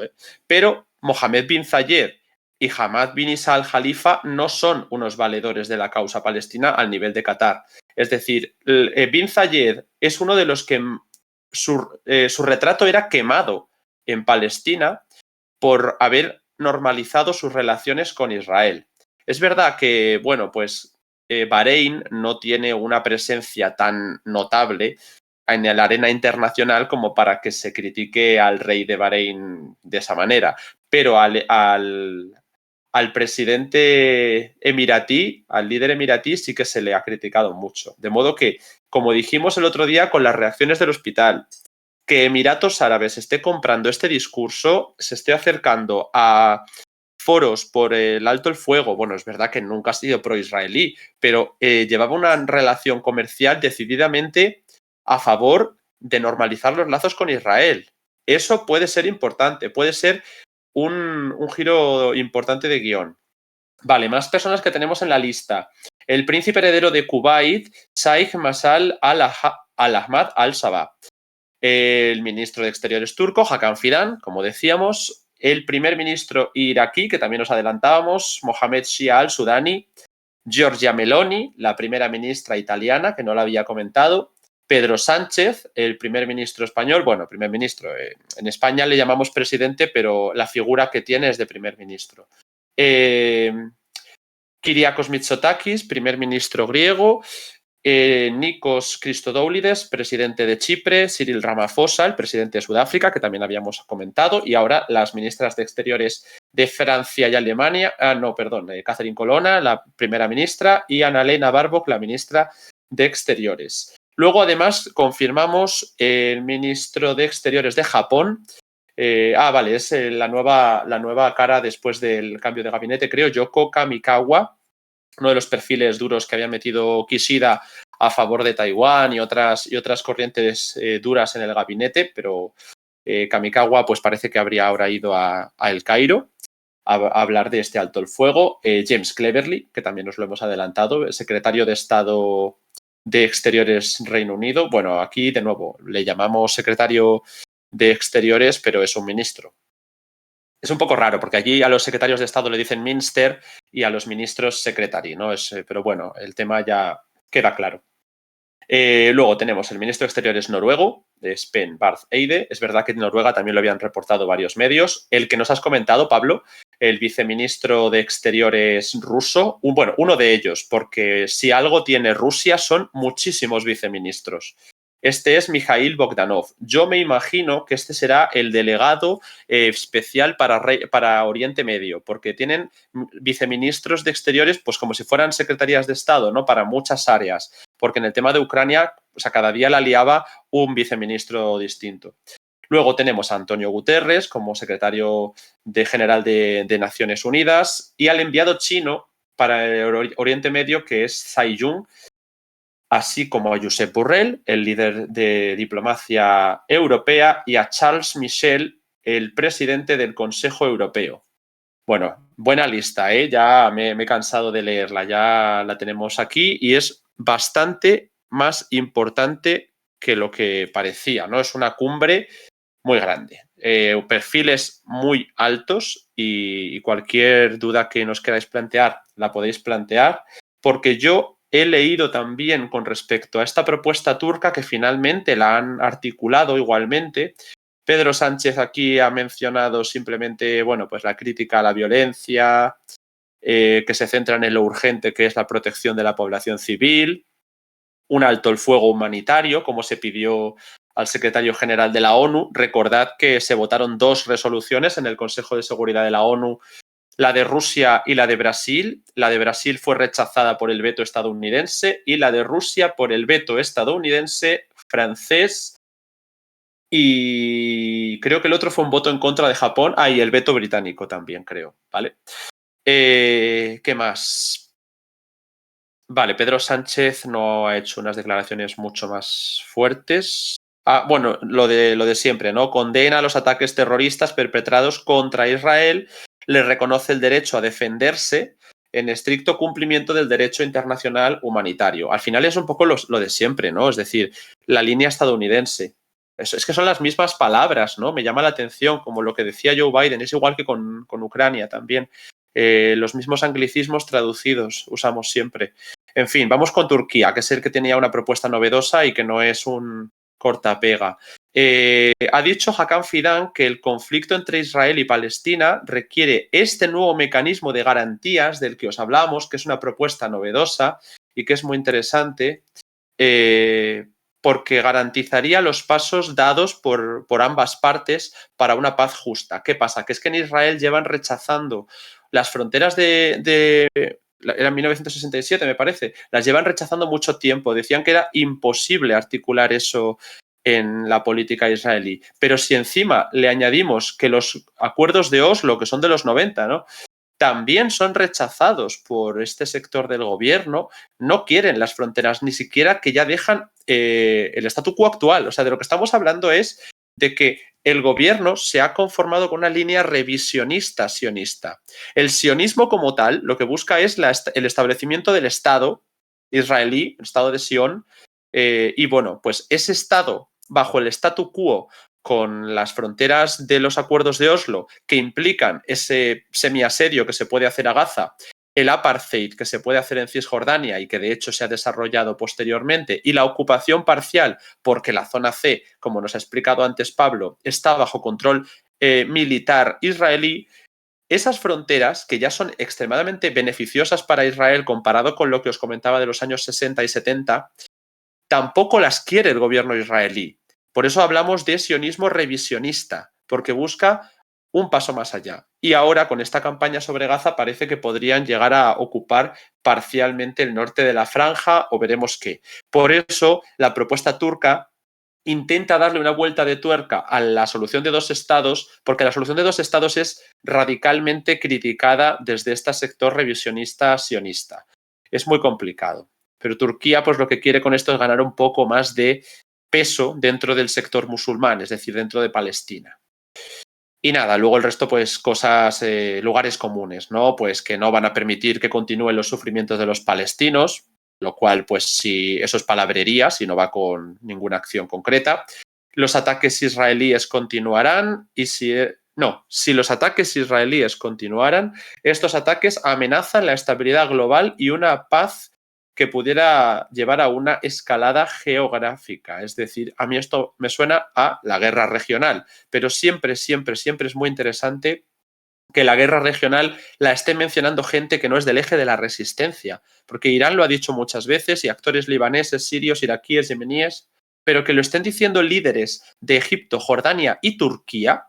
Los 3 han hablado ya de, bueno, con sus palabras, de guerra. Eso es fuerte, eso es muy fuerte. Egipto por la cuestión de los migrantes, Turquía con la cuestión de que si siguen los ataques va a haber una escalada regional, y las declaraciones de Jordania las tengo por algún sitio y ahora os las voy a intentar traer porque ha habido otras nuevas, claro. Y creo que también ha hablado, aquí las tengo, el rey de Jordania ha hablado de que el desplazamiento de palestinos sería un crimen de guerra. De nuevo, volvemos a hablar de guerra y lo vinculan, como no pueden ser otros, ¿no? Los países vecinos, Jordania y Egipto, con un riesgo a su seguridad nacional, un crimen de guerra y, como dijo Egipto, el riesgo de que pudieran entrar en guerra con Israel. Yo ahí ya veo que eso es un poco que se les ha calentado la boca, como cuando Turquía dice que no va a permitirlo. Es decir, ¿qué vas a hacer? ¿Vas a entrar en una guerra con Israel siendo Turquía o siendo Egipto? Bueno, pues yo ahí me relajaría un poco, pero son declaraciones duras. Y bueno, Pablo, si quieres comentar algo tú, que me embalo con esta lista de invitados y esta pedazo de cumbre que han montado los egipcios y no hay hueco. Cuéntanos. Pues nada, si queréis, vuelvo a repetir un poquito para los que no estaban antes los ataques que se han estado dando los últimos días a bases estadounidenses, porque es que si no, no sé qué más nos Sí, quedaría. claro, adelante. Vamos a recordarlo que además... Hacer un review, ¿no? Un Sí, poco hay muchas cosas que decimos varias veces, pero es importante para que la Claro. gente esté enterada. Solo una cosita, estamos ahora mismo ¿a cuántas? A 13 subs del siguiente objetivo de Twitch, así que cualquier apoyo sería fantástico y si tenéis Prime, recordad que es gratuito para vosotros el primer canal. Pablo, adelante. Pues eso, ya antes hemos recordado que en los últimos días se han estado dando ataques sobre bases estadounidenses, tanto en Irak como en Siria, que son muy importantes debido a que estas entran, evidentemente, dentro del contexto de la guerra de Sukkot, como respuesta a el apoyo estadounidense a Israel continuo, vamos, ilimitado. Entonces, bueno, pues empezamos un poco con el ataque a la base de Ain al-Assad, que está más o menos como en el centro de Irak, no muy lejos de Bagdad, que recordemos que esta fue la base que fue atacada en 2020 tras el asesinato de Qasem Soleimani, el líder de las fuerzas, de los cuerpos de la Guardia Revolucionaria iraní, que fue atacada por milicias iraquíes pro-iraníes. Luego también tenemos el ataque a la base de Al-Arid, y también en Irak, y luego ya en Siria otra vez ataque a la base de Al-Tanf, que está en la frontera con Jordania, en el sur de Siria, y también se daban reportes sin confirmar de ataques a las instalaciones de gas de Conoco, que son tienen también presencia estadounidense en la gobernación de Deir ez-Zor, al lado de la ciudad de Deir ez-Zor, muy cerquita, pero en la ribera este del Éufrates, en el lado controlado por las fuerzas democráticas sirias. ¿Qué sabemos al final de lo de Conoco? Porque yo vi, el otro día comenté la de Al-Arid, Sí. la de Ain al-Assad y la de Al-Tanf, que son 3 bases estadounidenses y además creo que hubo un muerto, aunque decían que era por ataque al corazón, pero bueno, hay un muerto. Entonces no sé qué sabemos de Conoco, que esta no la tenemos ahora mismo en Twitter. Yo sí que la he visto en algunos medios así, quizás no muy fiable. Estaba todo el rato buscando confirmación así de un medio un poco más fiable, pero vamos, no ha debido de tener muchas consecuencias porque si no yo creo que ya se habría, o sea, a nivel de muertes, ni de heridos, ni de, porque si no yo creo que ya habría habido más eco mediático. Vamos. Y has dicho que está en Deir ez-Zor, base Sí, estadounidense. sí, la he estado geolocalizando antes, que me ha costado lo mío, pero sí está cerca de la ciudad de Deir ez-Zor, de la capital, pero en el lado este. Que ya sabéis que el Éufrates es lo que divide, dentro de Siria es lo que divide un poco la zona controlada por las fuerzas democráticas sirias pro-kurdas con muchísima presencia estadounidense de la ribera oeste, que es la controlada por el gobierno sirio, en la que hay muchísima presencia de milicias, tanto de milicias iraníes como milicias iraquíes, con más o menos grado de afinidad, de dependencia de Irán. Vale. Bueno, no sé si teníamos algún otro ataque, porque hemos hablado del de Yemen, que ha habido esos datos nuevos, a ver si los podemos actualizar con la fuente de la CNN, y también los de Irak y los de Siria. Y ahora, bueno, pues estos ataques sobre Líbano, pero que no son sobre bases estadounidenses. Estamos hablando de el cruce de ataques que sigue escalando, sigue continuando ahí entre los misiles guiados antitanque desde Líbano, ahora sobre el área de Baram, en la frontera norte, y la respuesta de Israel con ataques artilleros hacia estas fuentes. Pero vamos, que ataques están llegando durante todo el día, porque se ha visto ataques sobre Margaliot esta mañana. Bueno, ya era por la tarde cuando se ha confirmado ese vídeo que publicaba Israel de misiles guiados antitanque, como digo, sobre Margaliot. Y también ha habido algún vídeo libanés sobre los ataques a un vehículo en Houla, también en el sur de Líbano. Vale, sí, continúo. Podemos aclarar. Es que no vi el directo de ayer y me parece que me dijiste que habías comentado algo de lo de la división la brigada esta de liberación del Golán, que quizá habría que aclararlo. Sí, habíamos hablado sobre, bueno, que existe una brigada de liberación del Golán, pero aquí Pablo del Pozo, nuestro colaborador, ha escrito un artículo entero sobre el Golán. Intenté explicar por qué los altos del Golán son estratégicos a nivel geográfico y cómo la inferioridad numérica cambiaba en algunos ejemplos históricos que tú nos traías en el artículo, y creo que es mejor que tú nos cuentes un poco toda la historia que quieras sobre el Golán y para contextualizar esta brigada. Sobre todo porque nos había llegado información sobre que se acababa de crear esta brigada de liberación del Golán, pero hemos estado investigando y tal y hemos visto que no, que esta brigada ya fue creada en 2017 como una división de una de las milicias iraquíes pro-iraníes que operan en suelo sirio y que llevan operando prácticamente desde el inicio de la guerra civil siria, que es Harakat al-Nujaba, bueno, también se llama Harakat Hezbollah al-Nujaba, que fue creada en 2013. Y bueno, este grupo tiene unos 10.000 efectivos, se dice que tiene unos 10.000 efectivos y es entra dentro del paraguas de las fuerzas de movilización popular, que como sabéis son las diferentes milicias iraquíes, en la cual la más grande es Kataib Hezbollah, ¿no? Si no me equivoco. Kataib Hezbollah es una de las más importantes de Irak, sí, que ahí hemos dicho que un día que nos cuente Manu todas las facciones iraquíes que hay, porque son muchísimas. Y os hemos hablado de algunas, ayer os traje un par más y las que comentábamos en el libro, así que nada, Pablo, continúa con las sirias.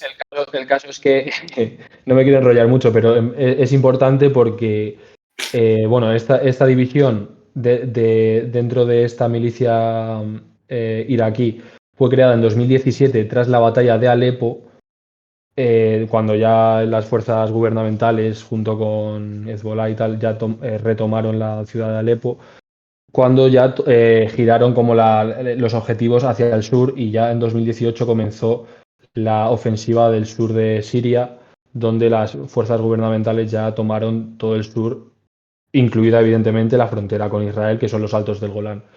Y bueno, aunque no ha tenido esta división como un uso más allá de la propaganda iraní, básicamente, sobre pues de crear una división para retomar los Altos del Golán históricamente ocupados por el ente sionista y tal, sí que es verdad que, bueno, aunque lleve todos estos años inactiva, hay que ponerle un ojo porque ahora mismo que está escalando todo tanto, pues quizá veamos ataques de esta división. Lo que pasa, Pablo, y hablábamos estos días, es que las fronteras a nivel geográfico, por eso insistía en ese tema, están diseñadas de una manera, ¿no? Que se han conformado de una manera en la que los grupos iraquíes o los grupos del eje parece que estarían más interesados en acudir hacia el Líbano. Algunos seguidores de grupos políticos iraquíes, vimos ayer el movimiento sadrista, habían llamado a movilizarse sobre la frontera jordana con Israel, con Cisjordania, y luego está la cuestión de Egipto. Entonces, las únicas vías que quedan son los Altos del Golán y Líbano. Y como la cuestión de los Altos del Golán se volvió estratégica hasta el punto de que en su momento ellos rechazaban la posibilidad de devolverlos a Siria o de que puedan estar bajo dominio sirio porque son para Israel un elemento estratégico en su defensa nacional. Ellos consideran que aunque sea un territorio que están ocupando a Siria, lo necesitan si quieren defenderse de los países árabes y de cualquier otra posible guerra como en el pasado, así como la zona de Haifa y Galilea, ¿no? En general. Entonces, yo no sé si todas estas brigadas tendrían alguna posibilidad o alguna opción o es algo barajable ahora mismo que se dé un acercamiento hacia el Golán en lugar de directamente a la frontera del Líbano, por la cuestión geográfica. Sí, geográficamente es prácticamente imposible entrar por ahí contra Israel. Para empezar, porque Israel tiene el ejército que tiene y tiene las capacidades militares que tiene, y para seguir, porque es que es lo que decíamos, que los Altos del Golán son una meseta rocosa en la que en un punto medio de los Altos del Golán se ve prácticamente Damasco a 60 kilómetros y por otro lado, mirando hacia el otro lado, hacia el oeste, se ve el puerto de Haifa a 80 kilómetros más o menos. Entonces tenemos que entender que para Israel, o sea, no se van a ir nunca porque Siria, un territorio lleno de grupos paramilitares anti-israelíes, pues evidentemente no quieren que ese hueco se abra bajo ningún concepto. También es muy ilustrativo lo que leía cuando me estaba informando para hacer el artículo sobre que en la batalla del Yom Kippur creo que se contaba que aquí en los Altos del Golán unos 30 y pico tanques israelíes habían destruido como 1.500 tanques sirios en esta ofensiva que intentó hacer Siria hacia los Altos del Golán.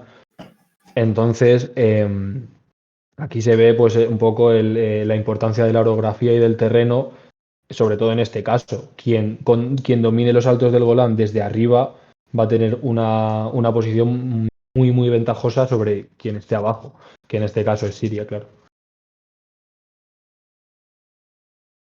Vale, bueno, pues no sé si queremos comentar alguna cosita más sobre Siria, porque si no, pues podemos responder preguntas. Aprovechad ahora que tenemos a Pablo, porque luego nos preguntáis estas cosas del Alto del Golán, de los Altos del Golán, y nosotros pues lo podemos contextualizar, pero él ha escrito el artículo. Entonces, pues también podemos pasarlo por el chat, a ver si tenemos por aquí a nuestro técnico y que nos lo pase el artículo por el chat, el de los Altos del Golán, para que lo podáis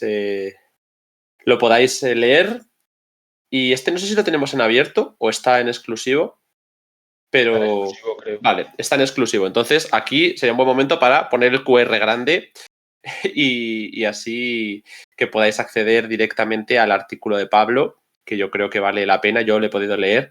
Y es que todas estas cosas que nos cuenta a nivel histórico de en qué momento los países árabes o actores árabes han sido clave para que Israel diga, no, vamos a ocupar este territorio y vamos a controlarlo porque es esencial para nuestra defensa, y además lo explica con esos ejemplos geográficos muy interesantes. Entonces, pues yo creo que vale la pena echarle un ojo.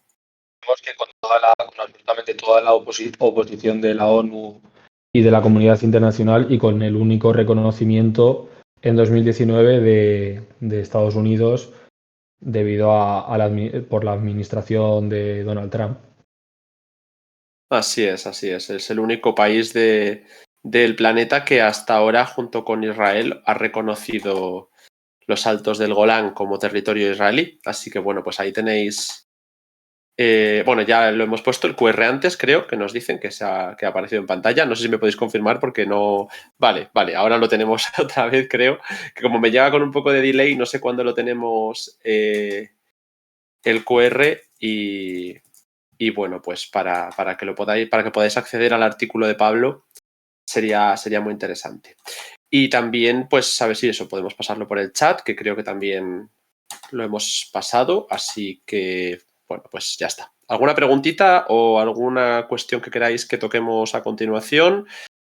Y lo vamos comentando. Por ejemplo, ahí nos plantean esto, ¿no? Si cuando los israelíes se enfrentaron en su momento a, dicen, 600 carros sirios a través de los... Están corrigiendo, puede ser. Me había parecido leer eso, pero puede ser, ¿eh? Ah, no lo sé, no lo sé. Yo... Quizá la fuente que había leído yo estaba equivocada, pero no lo sé. Vale, vale. Nos dicen que no hemos pasado el link.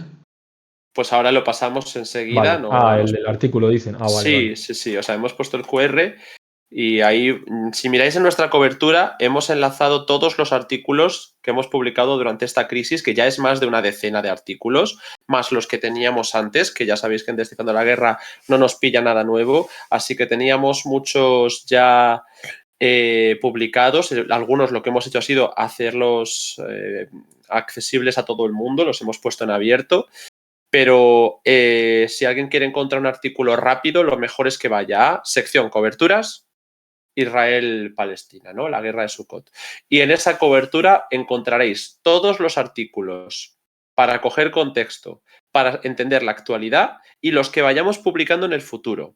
Tanto los que están en abierto como los que no. Pero la cobertura en sí es gratuita.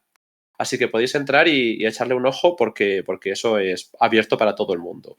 Y luego, bueno, pues este artículo en concreto, pues para acceder tenéis que pinchar en este QR y elegir el modo que os sea más interesante, porque por supuesto queremos que llegue a todo el mundo la información y por eso tenemos una opción mucho más barata, mucho más asequible y otra más amplia para el que quiera dar un apoyo mayor, que pueda recibir también más cosas, ¿no? Como esos seminarios exclusivos. Vale, bueno, pues nada, gracias a la gente que nos está dando ese apoyo. Os recuerdo ya que estamos solo a 13 subs del objetivo de Twitch, pero como nos preguntáis muchas veces, que si hay que elegir uno de los dos sitios donde nos llega más la ayuda es en la web, y también a vosotros os llega más las ventajas exclusivas, así que ya hecha el recordatorio, perdonad, podemos volver con las preguntas. Nos preguntáis si habrá directo esta noche. Vale, hoy lo que hemos hecho ha sido retrasar el de por la mañana y hacerlo por la tarde. Estamos un poco encajando los horarios como podemos y habrá por las noches en general casi todos los días. Hoy, como estamos alargando ya hasta bastante más tarde, pues no creo que hagamos.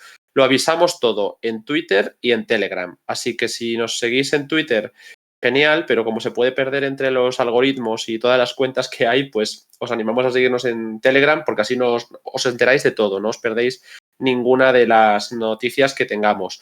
Lo que sí quiero decir, en el momento en el que hay una noticia de última hora grande, estaremos aquí en directo. Así que lo más importante, por lo tanto, es estar atento. Bueno, no hace falta, pues si tenéis Telegram os salta la notificación. Y si nos seguís en Twitch, creo que también os salta cuando entramos en directo.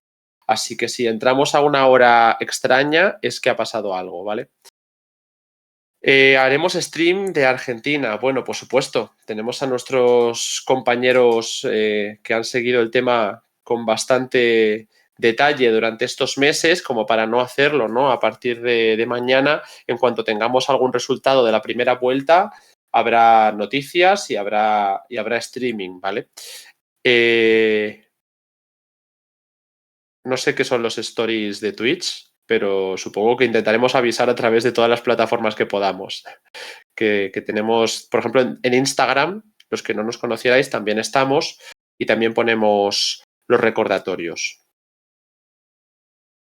Vale, bueno, tengo aquí una noticia que acababa de saltar esta mañana, creo que esto es es de esta mañana. Son reportes israelíes que yo todavía quiero confirmar. Aquí dice la fuente, es el medio Mako. Canal 12, es el Canal 12 porque está en hebreo. Lo voy a mirar, pero yo creo que sí que va a ser el Canal 12. No me hagáis mucho caso todavía, pero bueno, lo dejamos como fuente. Vale. Aquí citan al New York Times.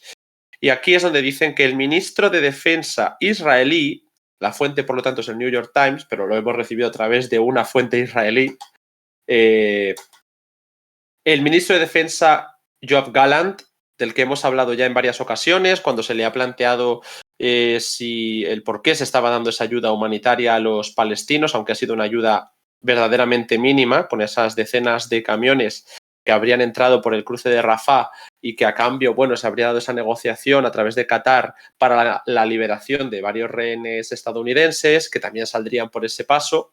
Egipto habría dicho que ellos han dejado abierto el paso de Rafah. Vimos ayer cómo se quitaban los bloques de hormigón, pero que ellos no se podían hacer responsables de los ataques que hicieran terceras partes, como pueda ser Israel, porque literal, creo que lo hemos visto en prensa turca, ahora vuelvo con lo de Galán, ¿vale?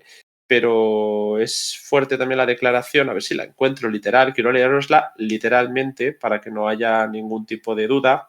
Aquí, Egipto habría declarado responsable... No, vale. Egipto ha dicho que la prensa occidental hizo responsable a Egipto de que el paso de Rafah estuviera cerrado, a pesar de la evidencia de que era Israel el que lo había bombardeado 4 veces y continuaba bloqueando la ayuda humanitaria ayer. Eso es lo que ha dicho Egipto, según decían las fuentes turcas, ¿de acuerdo? Es importante, por lo tanto, por el tono. Pero es que después de que Israel, a través de Gallant, reconociera que ha tenido que aceptar este tipo de medidas humanitarias, los acuerdos con Egipto, tal, por la presión estadounidense, porque dependen de ellos a nivel de aviación y de envíos de apoyo militar, y que por lo tanto no le podían decir que no, según decían literalmente Yoav Gallant, pues habría dicho también que ellos planteaban, él concretamente desde el Ministerio de Defensa, en el momento en el que se fuera a lanzar la invasión de Gaza, y que por eso ahora la están retrasando, ¿no? Por estos reportes de que se iba a negociar con Hamás y de que se quería sacar a los extranjeros para proteger las vidas de los estadounidenses, y después ya que se atacara la Franja de Gaza respetando de alguna manera el derecho internacional humanitario para los palestinos gazatíes. Pero lo principal era sacar a los extranjeros. Entonces ahora pues se planteaban desde el Ministerio de Defensa un retraso de esa invasión. Pero en el momento en el que se fuera a lanzar, Yoav Gallant planteaba un ataque total contra Hezbollah. Un ataque que les sorprendiera y por lo tanto que pudiera ser un ataque preventivo en el Líbano. Esto es lo que reporta este canal israelí y N12, que está vinculado a la web Mako, y por lo tanto señala a Yoav Gallant como uno de los que pretende o pretendía hacer un ataque en 2 frentes, lo cual encaja con las preparaciones que han estado haciendo durante estas semanas de evacuación cerca de la Franja de Gaza y de evacuación en torno a la frontera con Líbano, pero que el secretario de Estado estadounidense, Antony Blinken, durante una de estas visitas a Israel, le planteó que era mejor realizar otra operación, es decir, se opuso a que hubiera un ataque a gran escala a Hezbollah. Por eso son tan importantes estas visitas, ¿no? Es como cuando llegaban líderes occidentales a Kiev y cambiaba de repente la estrategia en algunos frentes diplomáticos. Entonces, que llegara en este caso Antony Blinken a Tel Aviv y de repente empezaran a internamente, porque no se veía, ¿no?, cambiar las estrategias de invasión, en lugar de lanzar un ataque a gran escala sobre Hezbollah y sobre la Franja de Gaza, simultáneamente se ha pasado a las preparaciones para un ataque que pueda ser limitado sobre la Franja de Gaza. Y por lo tanto Netanyahu habría decidido no realizar ese ataque a gran escala contra Hezbollah de manera preventiva. No sabemos si en el futuro volverán a planteárselo porque las preparaciones siguen ahí, pero sí tenemos esta información que dice que en el pasado habrían planteado hacerlo y bueno, pues que Estados Unidos prefirió evitar una guerra regional tan rápida, recalculando un poco lo que ahora estaba ocurriendo, pues principalmente con la negociación con Hamás. Esa es la otra noticia que traía. Y bueno, no sé si tenemos alguna última cosa, que ya son las 5 por aquí y hemos tocado un poco todo, ¿no? No sé si hay alguna novedad o algo que quieras comentar, Pablo, alguna pregunta. Nuevas o algo así, pero bueno, hay algunas preguntas, pero nos piden un mapa mundial de países que apoyan diplomáticamente a Israel, Palestina y neutrales. Hombre, yo creo que de esos puede haber muchísimos en internet, ¿no? Ya, es bastante complicado porque apoyo Claro. lo que es apoyo es matizable. Oficialmente, claro, es muy matizable eso.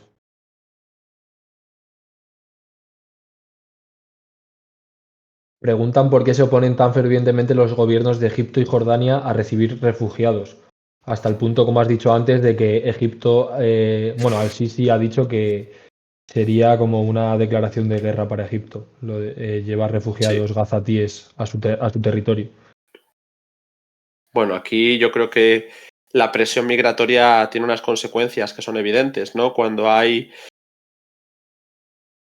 hasta 2 millones de personas en Gaza que podrían ser desplazadas, pues el absorber ese flujo migratorio es un coste, ¿no? Político, económico y bueno, socialmente no creo que fuera tan duro porque son árabes y entonces entre ellos no hay ese rechazo que ven en algunos países europeos cuando llega población árabe, que enseguida surgen movimientos racistas y movimientos xenófobos, pero sí el coste económico. De hecho, Egipto ha dicho, vale, si llegan migrantes, nosotros los vamos a desviar a la Unión Europea. Ya a ver si se hacen cargo ellos. Claro, ahí ya no les hace tanta gracia a la Unión Europea, pero cuando se los come Líbano, que hay enormes campos de refugiados, no hay ningún problema, ¿no? O la migración de Siria, que los tenga Turquía y pagamos a Turquía, o que los tenga Líbano, o claro, todos los refugiados que ya hay en Jordania, palestinos. De modo que absorber un flujo tan grande como el que se podría destacar de una invasión a gran escala de la Franja de Gaza, de 2 millones de personas que viven ahí, si imaginemos que se da una limpieza étnica, porque claro, ahora mismo pues hay otras consecuencias, pero la limpieza étnica que se ha vivido en Nagorno-Karabaj ha sido del 100% de la población prácticamente. Si llega a ocurrir algo así en las dimensiones que tiene la Franja de Gaza, pues es que Egipto y Jordania, pero en este caso yo creo que sobre todo Egipto, que es el que tiene la frontera terrestre con Gaza, pues se verían muy seriamente presionados por su población, porque Egipto ya tiene escasez con algunos alimentos, una inflación altísima por la cuestión del grano y otras que ha habido durante estos meses. Una inflación además interanual fuerte, pero hasta también incluso entre meses hemos llegado a ver. Bueno, la cuestión no solo del coste que tendría asumir esto, sino de absorber 2 millones de personas económicamente para darles un sustento o para integrarlos en el país, ¿no? Desde luego que esto pues tiene unas consecuencias políticas serias y sobre todo ahora que Al-Sisi, bueno, pues no creo que tenga grandes problemas para reelegirse en las elecciones que va a llevar a cabo, pero es un tema crítico para una campaña electoral, desde luego.